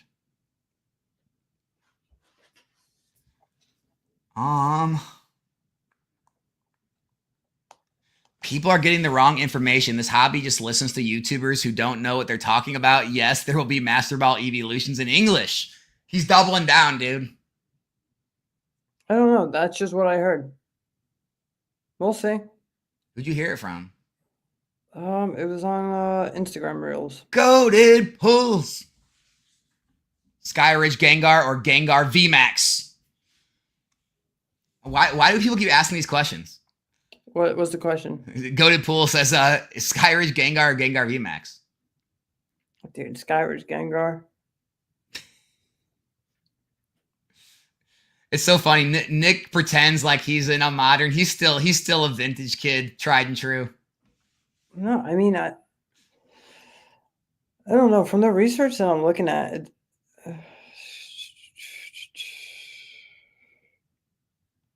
am I selling Blooming Waters UPCs? UPCs? Are they UPCs or collection boxes? On your site?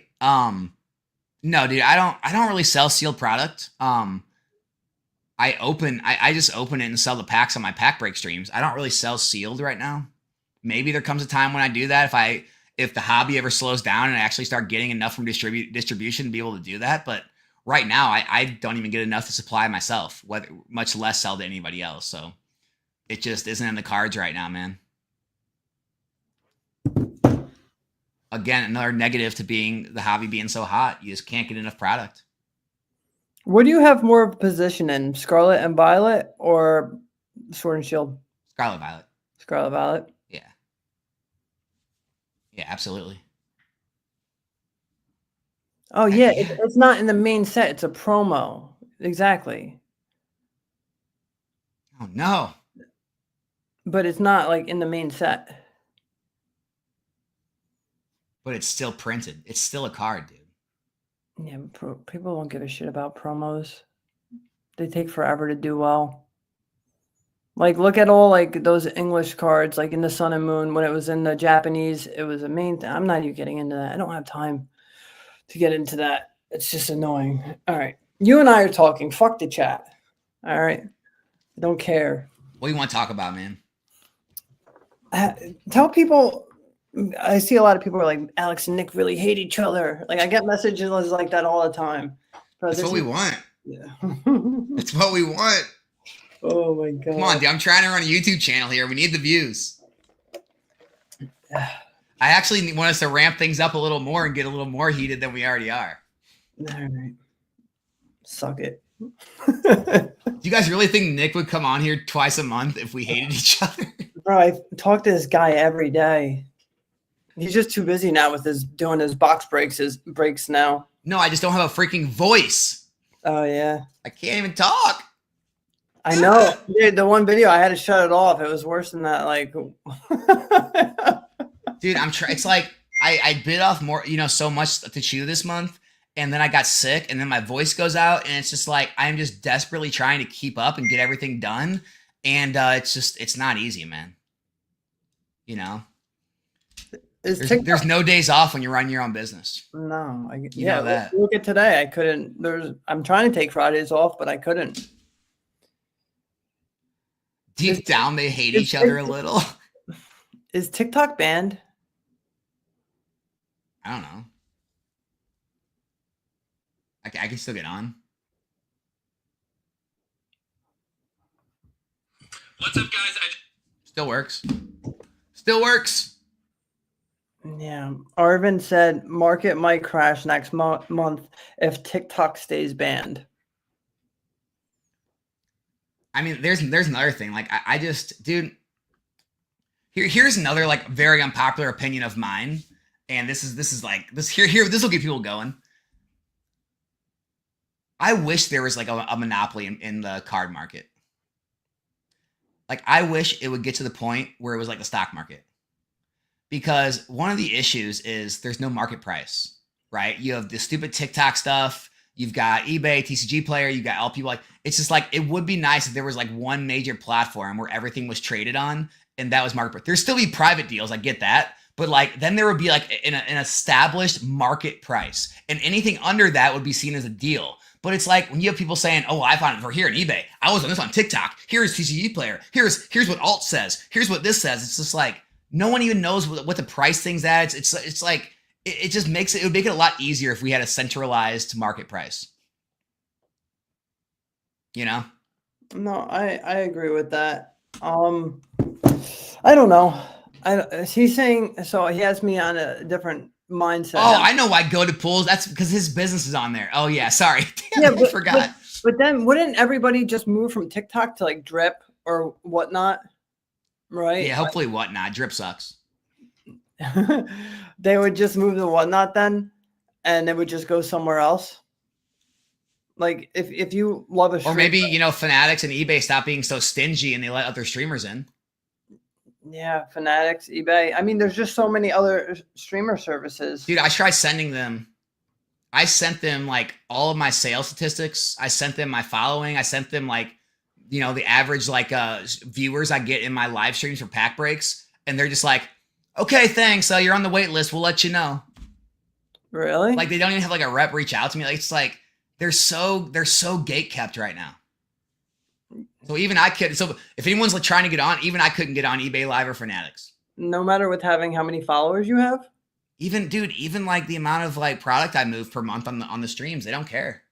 And you're doing pretty big numbers now. They don't care. Really? So anyone that's got access, man, they're cleaning up so much because they have no competition. Like there's zero competition on those platforms, zero. And you think that's why they're doing so well on those Well, platforms? dude, I literally can't name you 5 Pokemon streamers on Fanatics. Who's on there? Dan's on there. That's it. Like who is a Pokemon streamer on Fanatics? I don't know. I know old school Pokemon's on eBay. You got old school on eBay. You got Weedle's collectibles on eBay. You got some. I mean, you have people who have access, but they don't really like stream full time. They maybe like throw a stream up here and there. It's just like those markets are so ripe because Whatnot's got so watered down. And I understand they're trying to protect. They don't want it to be watered. Right, they're trying to protect that, but it's like, man, I wonder what their qualifications need to be because how much do I have to do to be like considered? Crazy. Maybe you got to give someone a hand job under the table. I don't know. I mean, I know you know all about that, so you could let me know. You got the key is to give a nice little spit in the hand, you know. Oh, that Hawktua? Hawktua, yeah. She's fucking going to jail.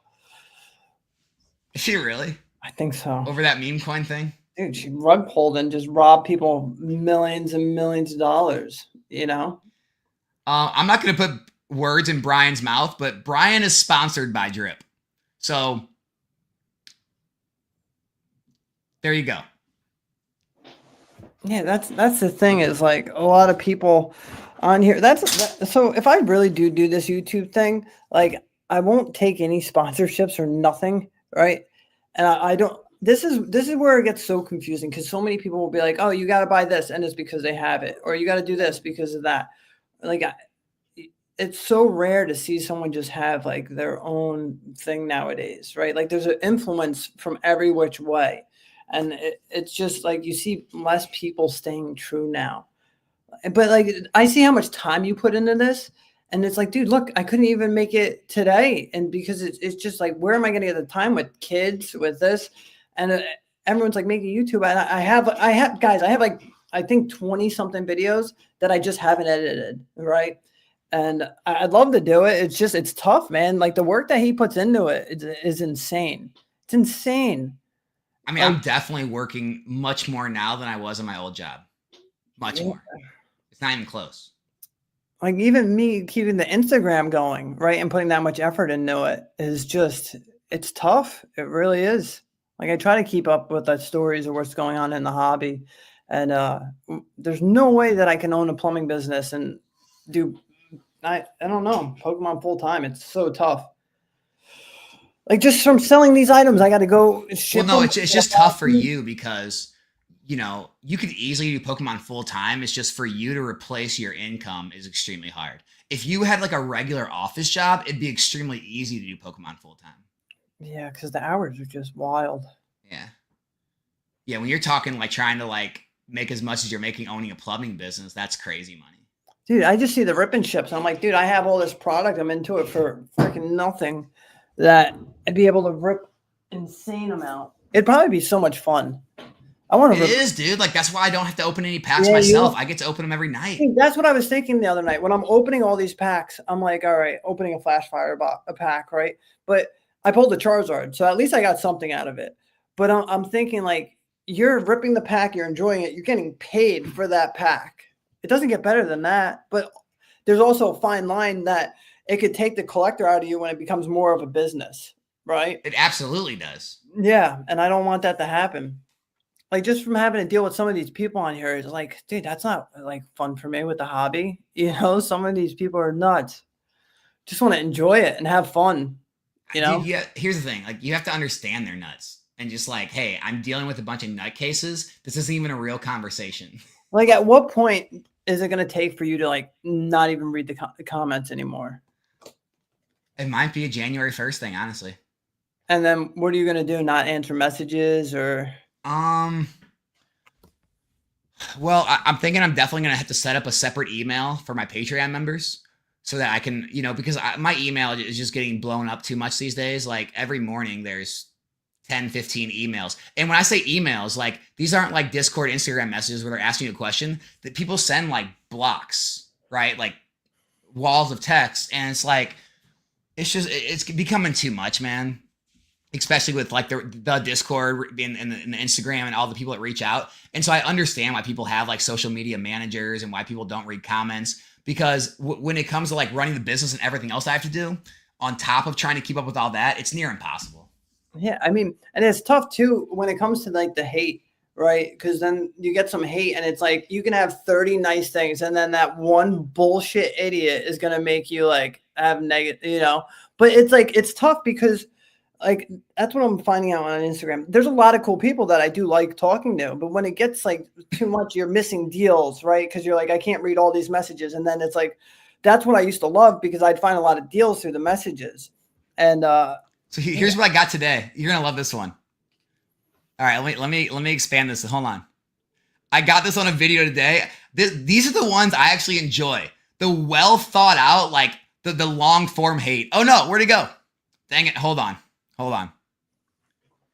The long form hate I really enjoy because the people who just come in and like try to like talk trash real quick. I don't really respect those people. I respect people like this.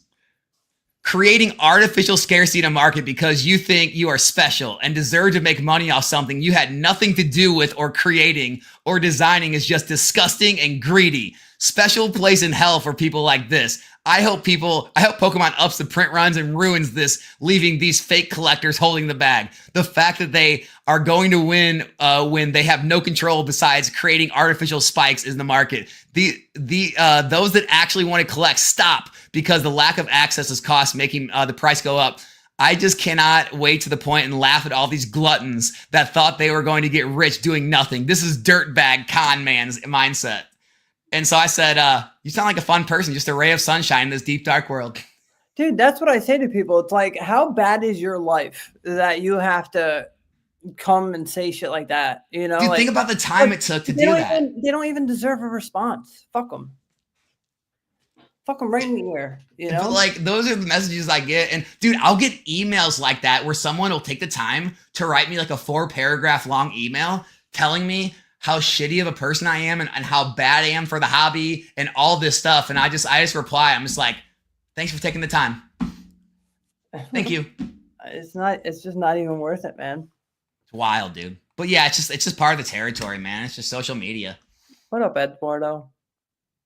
Sounds like my comment section. Oh my dude, Arvin gets the most hate.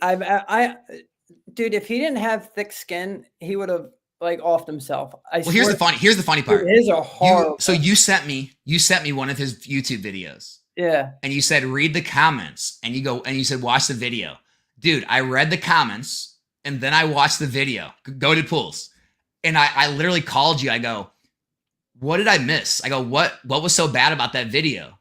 And you're just like, everyone's like mad at him for the negotiating. I'm like, they're mad because he's negotiating the price. But the best part is those are his friends, right? Like, see how you and I and like people think it's like really a battle, but like he's close with them like that, and he's talking to them like that. Like, dude, you and I said that. I said the shit that you say to me, people would like kill themselves, right? Like, they don't understand. And bro, it just there's so many keyboard warriors, and maybe that's another thing that might make me like not want to do the videos, because I know I have awesome content, but it's like I don't even want to deal with that, right? Like, you find some awesome people, but it's like at the end of the day, it's fucking. I have enough going on with the plumbing business. I deal with enough shitty people, and their shit.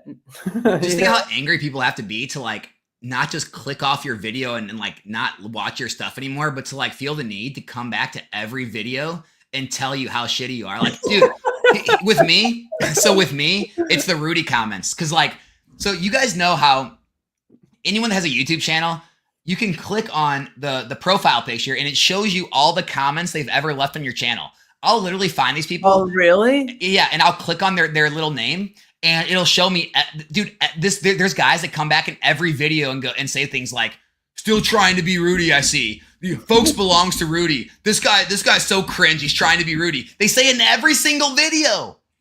It's wild. Why don't you just block them? I do. I started to do that. I'm just like, dude, if you're not gonna, because I'm fine with the people like challenging my views and like, you know, telling me I'm wrong about stuff. That's cool. But if like you're gonna do nothing more, like provide nothing more than saying the same thing every day, like I don't need to see it, dude. It's wasting my time. It's wild. It's a wild world. Yeah, you should, dude. I tell him that all the time. He needs to post the videos. I have a lot of videos. I just opened. I made a video for this Cool Chainer Cheese.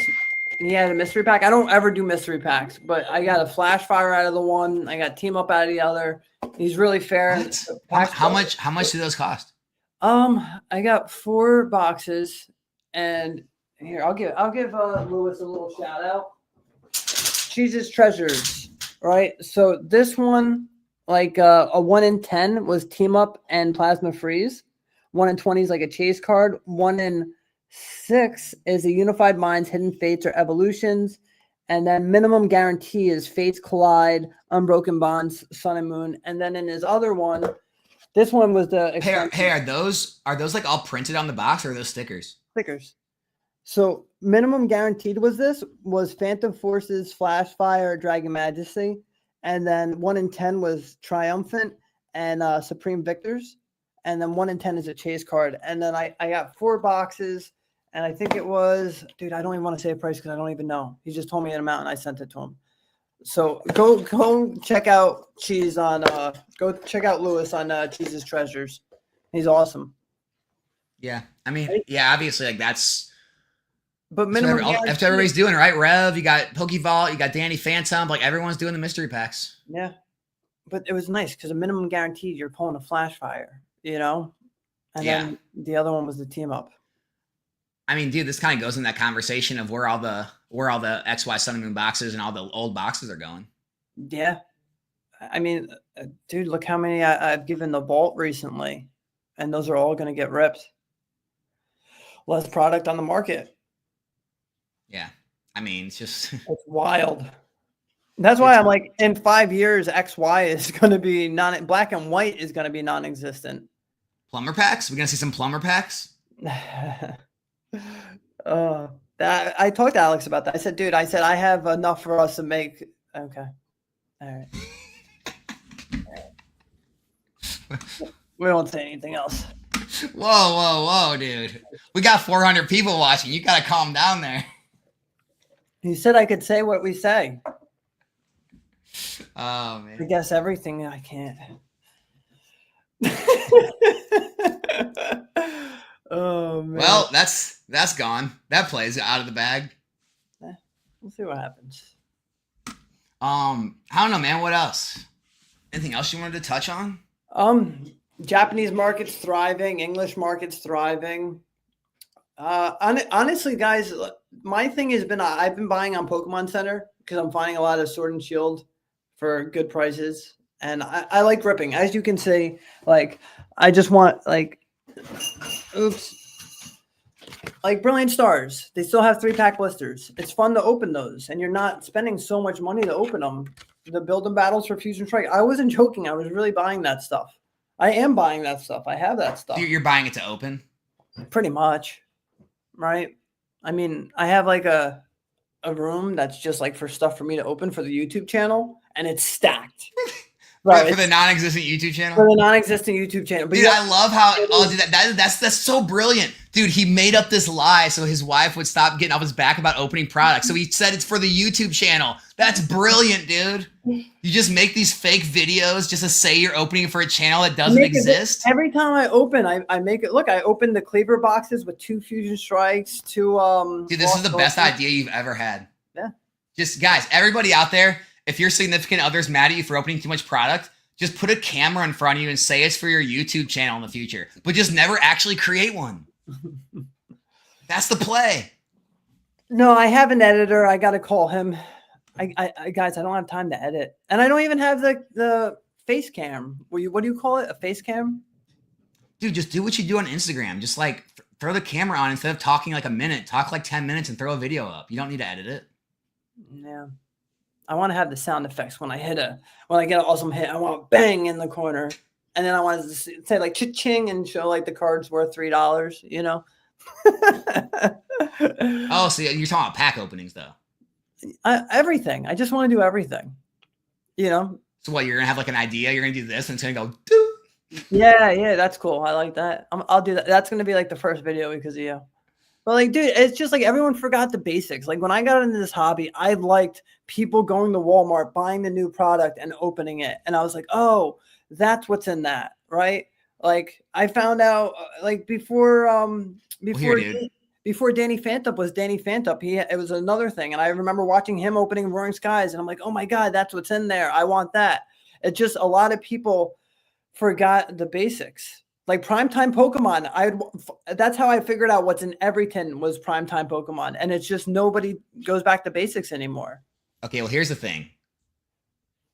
Just Dr. Applesauce too, okay? So Will, I'm a full-time YouTuber. Opening product is still too expensive because no one gives a F about card opening videos unless you're throwing stupid money at openings. Here's the thing, guys. All right, Brian Pokiani did a video on this, and I'm probably going to do one too. Because I'm trying an experiment this month where I'm doing a box opening every single day. Okay. So for anyone out there wanting to start a YouTube channel, let me clue you in on something. All right. Because Brian told everybody this. I'm going to show it with real freaking numbers. All right. So it's not like this hypothetical scenario. My pack break videos, they get nowhere near what my main videos get. Right. But they still get, let's say anywhere from like 2,000 to 5,000 views a video, which is still a lot of views, especially if you're newer. They do not make anything. They make dollars. And my other content actually does pretty well. YouTube pays pretty well. And so there's no world where you're ever going to make money on a pack break YouTube channel. So anyone thinking about doing that, stop. Like honestly, even some of the big guys probably have a hard time making money on their pack break channels. That's why you see them making mystery packs. That's why you see them streaming and doing rip and ships. That's why you see them doing other things, because you just don't make money doing that unless you become a PokeRev and you're getting hundreds of thousands of views, or you're a Pat Flynn getting hundreds of thousands of views. Without that, if you're just getting like 5, 10, 20,000 views, you're not going to make money. It's just plain and simple. Yeah, but what if you're already opening it and it's already fun? For you, for fun, it's great. I mean, I just want everyone to understand like that there's so many different variables to it, right? Yeah. If you're already like independently wealthy, or like you have a really good income and it's just for fun, do it. But anyone out there like thinking you're gonna start YouTube on the side and eventually make money off it, you are gonna go broke. Like don't do that. Don't do that. That's I mean, for most people, that's good advice. For you, not. I get it, but. Dude, everyone asks me what I'm buying. I make videos of my hauls every day when I get home. What's sitting at my porch, you know? You should just do that, man. Dude, I have so much. Dude, it's just time. There's not enough time. Dude, you put out like 100 stories a day on Instagram. Yeah. Just put out a longer one and call it a YouTube video. But people enjoy those. Right. That's my point. Ow. Just talk a little longer and post it on YouTube. We'll get something. Let's see. Ezra said, to add context to my earlier question, I was considering doing it in the future, but the idea has held me back. I wonder if you both had an opinion on being compared to gambling. What'd you say, Ezra? Hold on. I'm trying to find your previous question, Ezra. Give me 1 second. Yeah, I can't find it. Being compared to gambling. Could it be rip and ships? Oh, here it is. How do you guys feel about, rip and ships? Do you have any reservations moving forward? And is there anything you're doing to protect your buyers? Protect your buyers? Here's the thing. Gambling, you are putting up money, and if you lose, you get nothing. You lose money. With Pokemon, you're buying the cards. Sometimes they have better cards than others, but you're still getting the 11 cards in that pack, right? So if you buy 10 packs, you're going to go home with 100 and something cards. Some are going to be hits, some are going to be not. But like, it's not like it's gambling because they're supposed to be for collecting. If your main purpose is just try to make money, then yeah, maybe you can call it gambling, but that's not what everyone's here for. So that's where the lines are blurred. Yeah. I mean, but no one gambles like a booster. I'm still stuck at the booster box at $100. Let's say a booster box is 120. I don't know anyone gambling only $120, right? Like anytime people, unless they're doing parlays, but when people bet, they're gambling thousands and thousands and thousands of dollars. Like if you're gambling thousands and thousands of dollars, like a lot of the house always wins with the casino, but even with Pokemon, if you're opening thousands of dollars in product, you're still going to get some pretty good stuff and you're going to be able to grade it and make money off of it that way. So I don't know. Hold on, this is the perfect comment after that. Speaking of ripping shifts, so are you doing one tonight? I am, dude. I showed this earlier. We got Primal Clash tonight. Primal Clash. That was supposed to be my box. No, this is actually mine. I don't have those yet. Well, don't open that. That's too mint. Huh? Bro, that box is mint. The other one's mint too, though. Let me see that again. Dude, see? What? Here. Let me see how mint. Let me see it. Dude, I could see how good that looked. No, look, he's got something right there. Where? Right there. Bro, I can't wait until it's got something right here. Oh my god, I can't wait until I grade boxes, and that box would be like $3,000 and a 10. Yeah, Dr. Applesauce, dude. Yeah, honestly, I don't think it has hurt, but I have been worried about that. Especially like it'll hurt me with advertisers for sure. They'll look at my channel and be like, wait, most of his videos get very low views. He gets some with good views. So yeah, that's one of the reasons I'm probably not going to bring back the sponsored box breaks. It was a fun experiment, but the views just aren't there, and it does kind of hurt the channel in the long run. Tell Fasto Barbosa to message me on Instagram. You're skipping all the comments to me. Yes, there's plumbing videos on my Instagram. And what are you talking about? What did I skip? He said, PokePlumber, do you make plumbing videos? Yes, on my TikTok. Those ones. And then free Mewtwo. It's just a PokePlumber. That's it. Okay. Do you want me to rub your ego a little more? What do you want? No, you're rubbing your own the whole time. Let me read some too. It says the investor and the collector. What do you want me to take? No, I didn't see those. I'm scrolling through them to see any ones that pop in my mind. Or like, you know what I mean. That's it. You're good. Go ahead. Proceed. I told Fasto Barbosa to message me on Instagram. All right. I'm like just like seriously looking for other comments because now you make me feel bad. No, Jesus Christ. It's all about customer acquisition. Basically, the video itself, you hope breaks even. Otherwise, it's just paid advertisement. Yeah, so that was honestly... So guys, like getting into the whole business side of things, if you want my honest, what I was doing, the whole point of the sponsored box breaks was to draw in a different type of audience that would then, transfer over to my rip and chips, right? Because obviously a lot of my audience is, investor mindset. Not a lot of them are here for entertainment. And so it was to try to get more of an entertainment audience who wants, more of the entertainment content. And so it was just to grow a different type of audience is all it was. So it wasn't to try to make the channel a rip and chip or like a pack break channel. I may do maybe 4 a month. Maybe I'll do 1 a week sponsored breaks, but it won't be like this every month. Dude, what do you just film nonstop all day now? It sucks, man. All I do is work. Do you still do your Patreon videos too? Just had a Patreon live stream last night. Man, that's a lot of filming. It's a lot, dude. Hey, you're full time now. You have the time. Yeah, I mean, it's like I said, it's just like life goes through phases, even with your business, right? Sometimes you're super busy. Other times you don't have enough to do and you have time to take vacations and take time off. It's just, I'm in one of those seasons right now, especially with the market. It's just I need to be working as much as I can to take advantage of this hot market and of the YouTube and how YouTube's pushing Pokemon and the algorithm again and things like that. Is grading boxes an actual thing? I heard it was with some kind of obscure grading company, but none of the major ones. Haven't you heard that? I saw a 151 Japanese box sell for stupid money because I had a grade on it. And it was right when 151 came out. So the price was just madness. Yeah. I mean, I would love if like PSA graded booster boxes. That'd be awesome. Pokemon Plumber did my plumbing, and now the entire house is flooded. Yeah, all right. Damn, you said you want me to take comments for you. It's Oh, what you said. I didn't know who that was from. All right, I didn't even see the name. Now I saw the name. It's okay. I just thought it was someone else. Just I was like, here we go. You said you wanted me to take plumber-related questions. No, you could take it from Republic Bricks. That's fine. But think about how long Pokemon cards have been out. 25 years. I tend to agree, Nomics here, that it's not technically gambling by legal definition. Rudy said that people call it gambling all the time.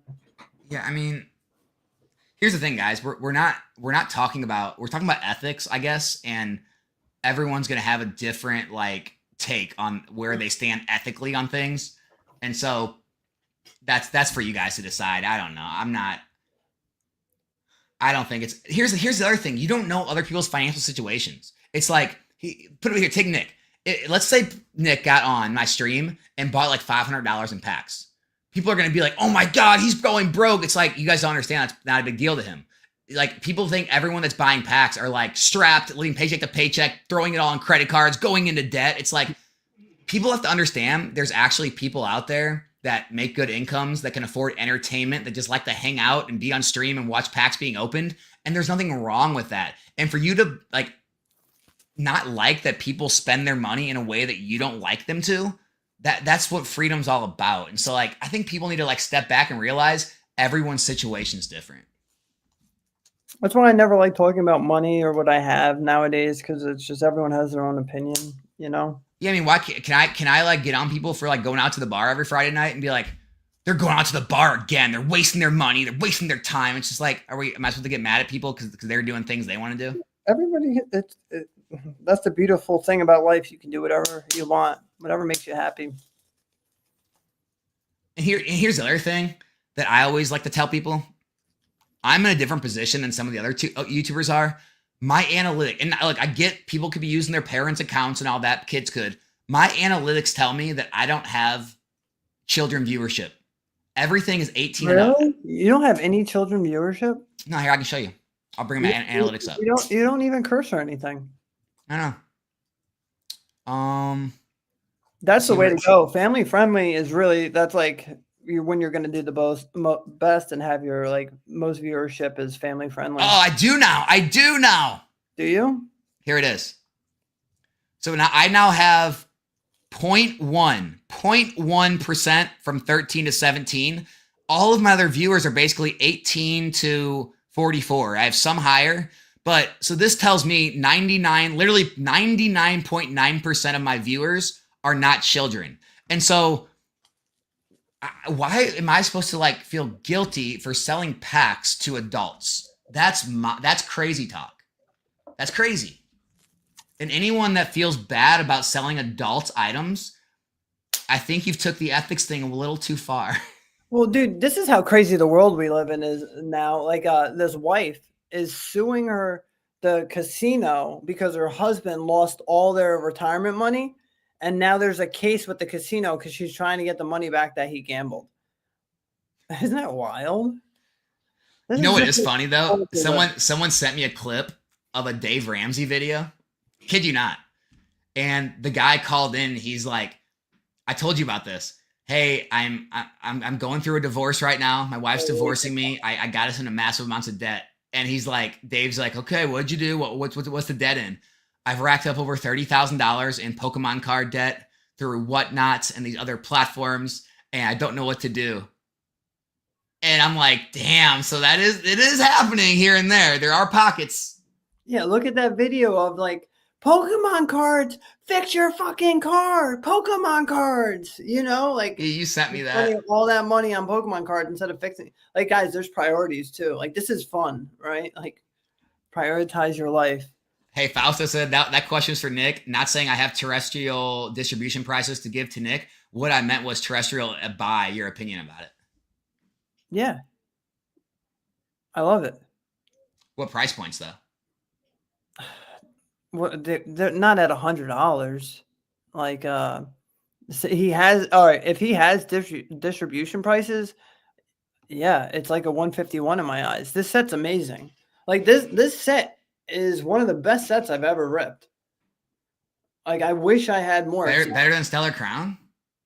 Wow, shits on Stellar Crown. Dude, it is amazing. Prismatic is going to be, I don't even want to hype it up because it's just that good. If I had 100 boxes in front of me, 110 would have been ripped. You know? Like, that's how good this is. You're a psycho, dude. You gotta chill. Bro, my daughters had so much fun. This is, because you have the evolutions. I mean, dude, the cards are just, the cards are so good. In English, it's going to be insane. I'm so afraid to see what these ETBs are going to be. Like, yeah, it's bad. I have so many pre-orders. I'm probably going to get 0 out of pre-ordering over 100. I'm probably going to have to limit my inventory per night on pack breaks. You grabbed a whole bunch from the Walmart link I sent you, right? Dude, I've got them coming from like 10 different places, like Me literally. too. But I'm probably still even going to have to limit the packs per night. Like, because if not, I feel like the way they're selling, I'll be sold out. Because here's the thing, guys. A lot of product to some people, they think is a lot of product. It really isn't. Like, dude, 10 cases of ETBs is 900 packs. That will be gone in like 2 streams. Yep. Gone. And so it's like, I'm going to have to figure after I figure out how much I'm getting, figure out a way that it lasts a little while and everyone has a chance to open it. Cause it's kind of going to be nuts. How much are you keeping for yourself? You have to keep something. Yeah, I don't know. 5 cases? For a while, hopefully. Dude, like I don't It's want scary, dude. I don't want to have less than like 10 of these or 15. Because look at 151, we never got the ETBs back. Where the hell are those? Dude, I never got any. Oh, yeah. It's bad, man. I don't even want to talk about 151. Hey, you got Pokemon Center ones. You're welcome. Yeah, and I got UPCs. I mean, I have positions. It's just nowhere near as much as I wanted to have. Because where's the reprint? We're getting them from the collection boxes. Is that our reprint? There's no way that's our reprint. ThePokePlumber, what boxes do you have in the back? What doesn't he have? No, it's just XY to today. So the first XY set to today. You got some black and white, don't you? Got rid of it. You got rid of Legendary Treasures? Gone. No. Who bought that? Dude, Legendary Treasures. That was the one box you should have kept, I think. I know. PokeRev bought both the black and white boxes. PokeRev did? Yeah. Going to his box breaks. His box breaks or his mystery packs? Oh, that's what I meant. Mystery packs. I'm sorry. Mystery packs. Yeah. I mean, and he paid like super, super well on them that I couldn't say no. Like, I didn't expect that offer. Hey, so you got to do what you got to do, man. But that's the thing is like, that's why there's all this stuff is so high too. But like, they're just going to be ripped and then there's going to be no more. So now in my head, I'm like, shit, I shouldn't have sold it. I need to buy it. But now these numbers are just insane. Insane. Here's a question for you. A lot. That's it. Probably over double what mine is. Tomato. I'm done talking numbers like that. I guess it's about having. I wasn't expecting you to actually answer that. I guess it's about having protections in place for those in society that are vulnerable, that generally what government are meant to do, but a whole rip and ship aspect is relatively new. That is not what government is meant to do. That is what the U.S. and other countries have created government into doing. But government is not. We'll get really political here if you want to. That's the minute you have the government setting regulations on what you can and can't do in your life. That is a deep, dark road you want to go on. That is not what you want, man. That's not cool. I don't know. You don't have to comment. I'll comment. Like I told you, dude, you can't cancel me because everyone already doesn't like me. So I don't care about mentioning my opinions.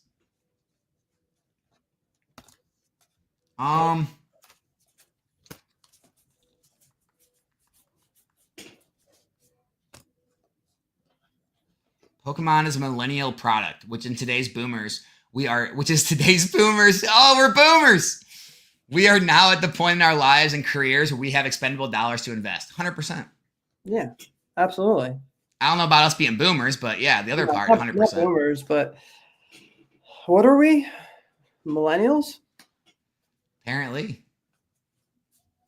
Yeah, but now that's the beauty of this, because now you have all the younger kids growing up, and it's just a never-ending chain at this point. Now you don't only have older people in Pokemon, you have the younger generation in Pokemon, then you have the really younger generation, but now that younger generation has gotten real jobs. So now Pokemon is just, oh man, it's done for.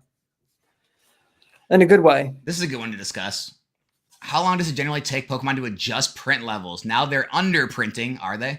Eventually they will ramp up or a hobby will die down. See, I don't know if they're under printing. I just think that the demand is so crazy. I think they're still printing a lot, but when you have distribution getting, let's just say 500,000 orders instead of the 250,000 orders, right? Like now you have all the sports people that have distribution getting it too. It's not about, they're not printing as much, because Pokemon is, when it comes to printing, they are better than anyone. They know how to control it, how much to print, how much not to print. If they overprint, they fix it the next set. I just think the demand is so wild right now. And I think Pokemon has overprinted so many times that they're like, we're not going to do that again. And we're going to stay here because we know it's going to go back to normal again. I think they have a happy medium right now, and they know it's inevitable that it's going to die down. Unless it just goes this way for 3 years, then yes, they're going to have to change the print runs. But I just think Pokemon a lot of times they were catching up. They're like, oh, we overprinted this. Now we have to hold back a little bit, right? I just think they have a good number, and I think they're doing a great job, because now everyone wants to pay the new MSRP, right? They're on point. I think there's plenty of product out there. I think there's just too many people grabbing that product. 100%. I'm 100% on board with you, man. So Smeds Pets, I don't think they're overprint or underprinting. I think they are trying to move the prices up on the market so that, obviously stores and businesses can make money. And guys, I mean, there's a lot of product out there. It's just more expensive now. Like, do you realize what the amount of drops they've done with Crown Zenith and 151 in these sets would have done in 2022? You would have sets at $30. Yeah. Like, I mean, or like ETBs. You'd have ETBs at $30. You'd have booster boxes in the 80s again, 79. I mean, it's like they have dropped a lot of product. You just don't understand that the demand is higher. And then this question right under it, iMods for Fun goes into this. This whole idea of like it's pumping around holidays and Black Friday. No, that's not what it is, dude. Go back last year. You saw some of the lowest prices ever last Black Friday and last Christmas time. It is not pumping because it's any sort of time of year. It's pumping because of the bull market we're in. Last year, Black Friday, I was buying Paradox, or no, was it Paradox? Yeah, it was Paradox. Paradox for $75. Scarlet Violet base, $80. Paldea for $80, $85. Like everything was dirt cheap. Nobody wanted it and nothing was pumping. And so it doesn't have to do with time of year. It doesn't have to do with being underprinted. It's just too much demand right now for the regular amount of printing that they're putting out. Yeah, this time last year, you could buy Paradox Rift and everything below that for dirt cheap. I mean, even, still Silver Tempest was still cheap. Brilliant Stars was cheap. It dropped a lot. Brilliant Stars dropped to like 135, 140 a box. Like everything, it's just different times. 2 years ago, you were able to grab Evolving Skies and those Pikachu Zekrom boxes for, what was it, $18 on GameStop? I stacked up on those. It's just a demand. I guarantee you this is going to go on way longer after the holidays. Everybody's still talking about the Team Rocket set, and we don't even know what's in it, Yeah, and like this, this person's asking, chain cards, how will previous sets be affected when the new sets are released, like Prismatic and things? How will that affect Surging Sparks? Surging's a good set, I mean, here's the thing. Prismatic's going to be more expensive than Surging Sparks. So Surging Sparks will be seen as the cheaper option, the cheaper pack to open. Isn't that wild? But overall, if you're, see, it's like the charts. Everyone looks at the 1 year chart. Look at the 5 year charts. Surging Sparks is a top tier set, right? So when everyone starts focusing on that, if searching does drop, like I'd be a buyer again. Look at the bigger picture. If you're here for a little bit, look at the bigger picture.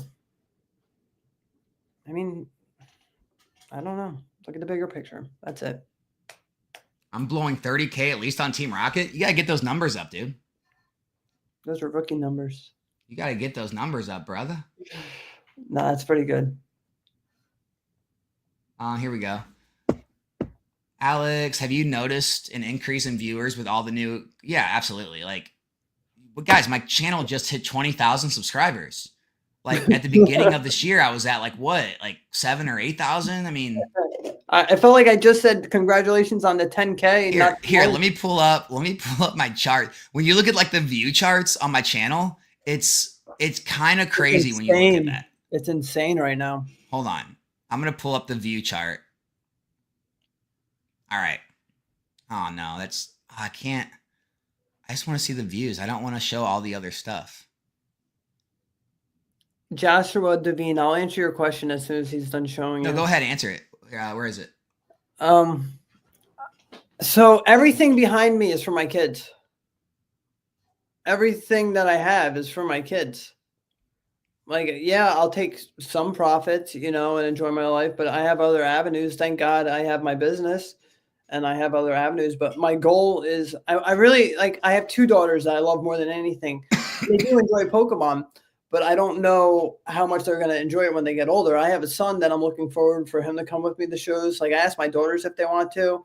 Maybe Ryan will come. But all this stuff my goal is to give it to my kids, right? Hopefully they appreciate it. But yeah, I'll sell little things here and there. I'll enjoy the profits, but I have enough to disperse to them and then have my own stuff. So, I mean, every set, at least one case is going to each kid, at least. That's my goal. And then the rest I'll one case? Yeah, at least one case per kid. You only have a couple kids. 3 kids. 3 cases? Yeah, 3 cases. That's not enough. What are you trying to say? Is that a lot? 1 per kid? Like one case of every set? Yeah, of every set. Oh, wow. Damn, okay. Yeah. I was like, oh, they're all getting a case? Wow, man, you are. Oh, no, 1 of every set. So when they're my age, they'll fucking have, oh my God. All right, so I'm going to show you guys, because the computer, it shows too much. Here, this is my view chart for the year. Like, look at that chart. It just like spikes straight up. That is wild. So we've done 2,300,000 views for the year so far. That's insane. Now look, if I go back to if I look at like it's just weird. Like basically my normal videos were getting 3 to 5,000 views, maybe 3 to 6,000 views. Now they're getting like, low end is like 8 to 10,000, high end's up to like, 20,000 plus, which again, you're doing like PokeVault numbers, Cool Trainer Ryan's numbers.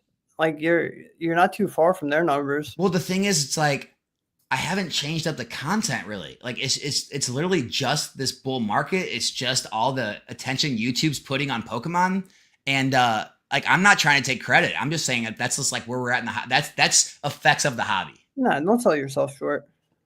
It definitely helps. No, 100% helps. Like if you were a noodle, your viewership wouldn't be this, right? No, what I'm saying, it just shows the effects of the hobby right now. Like we are in the biggest boom since we've been in since COVID.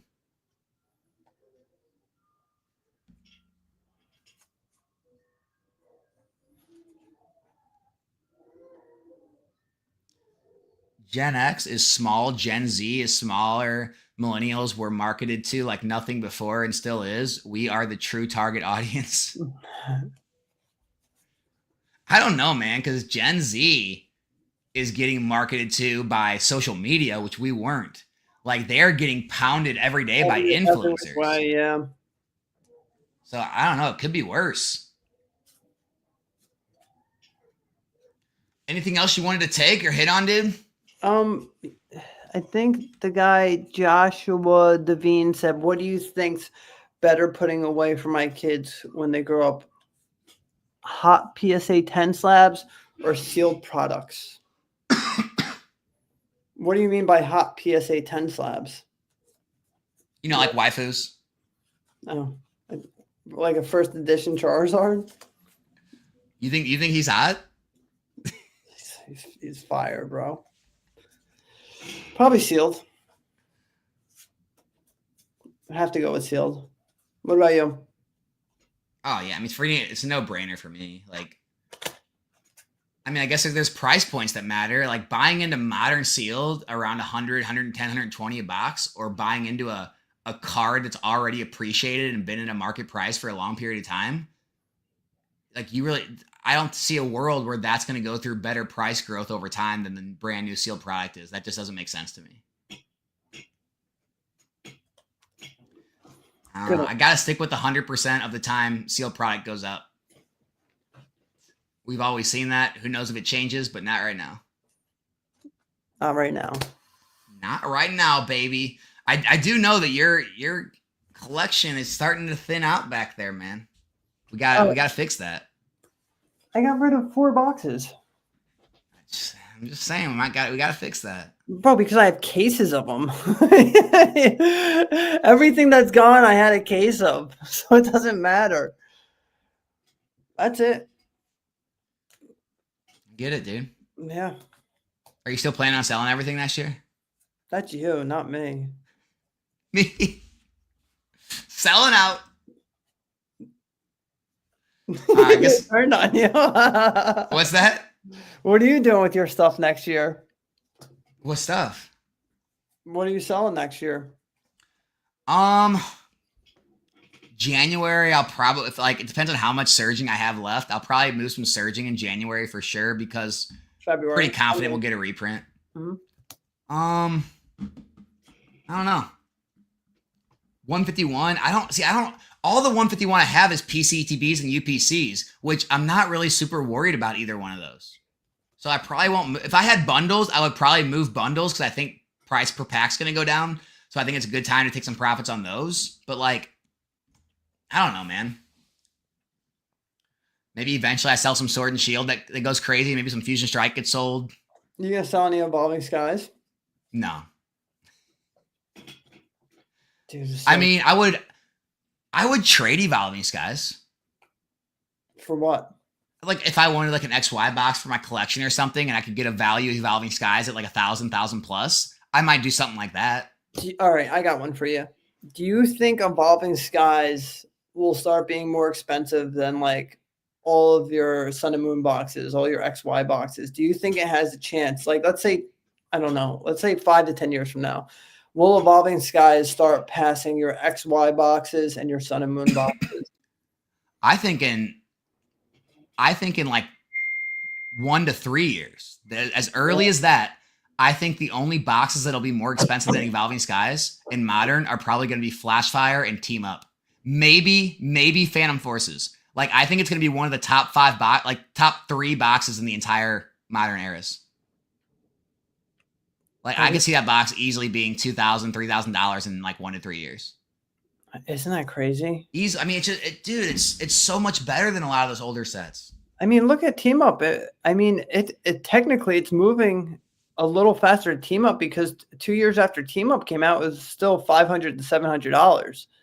2 years later, Evolving Skies is $1,000. Do you remember when we did that comparison of total value in the sets? Evolving and it just Skies, it blows everything away. It's not even close. Everything, yeah. Evolving Skies is now with the recent run, I don't even want to do the numbers now. Here, it'll take me 1 second.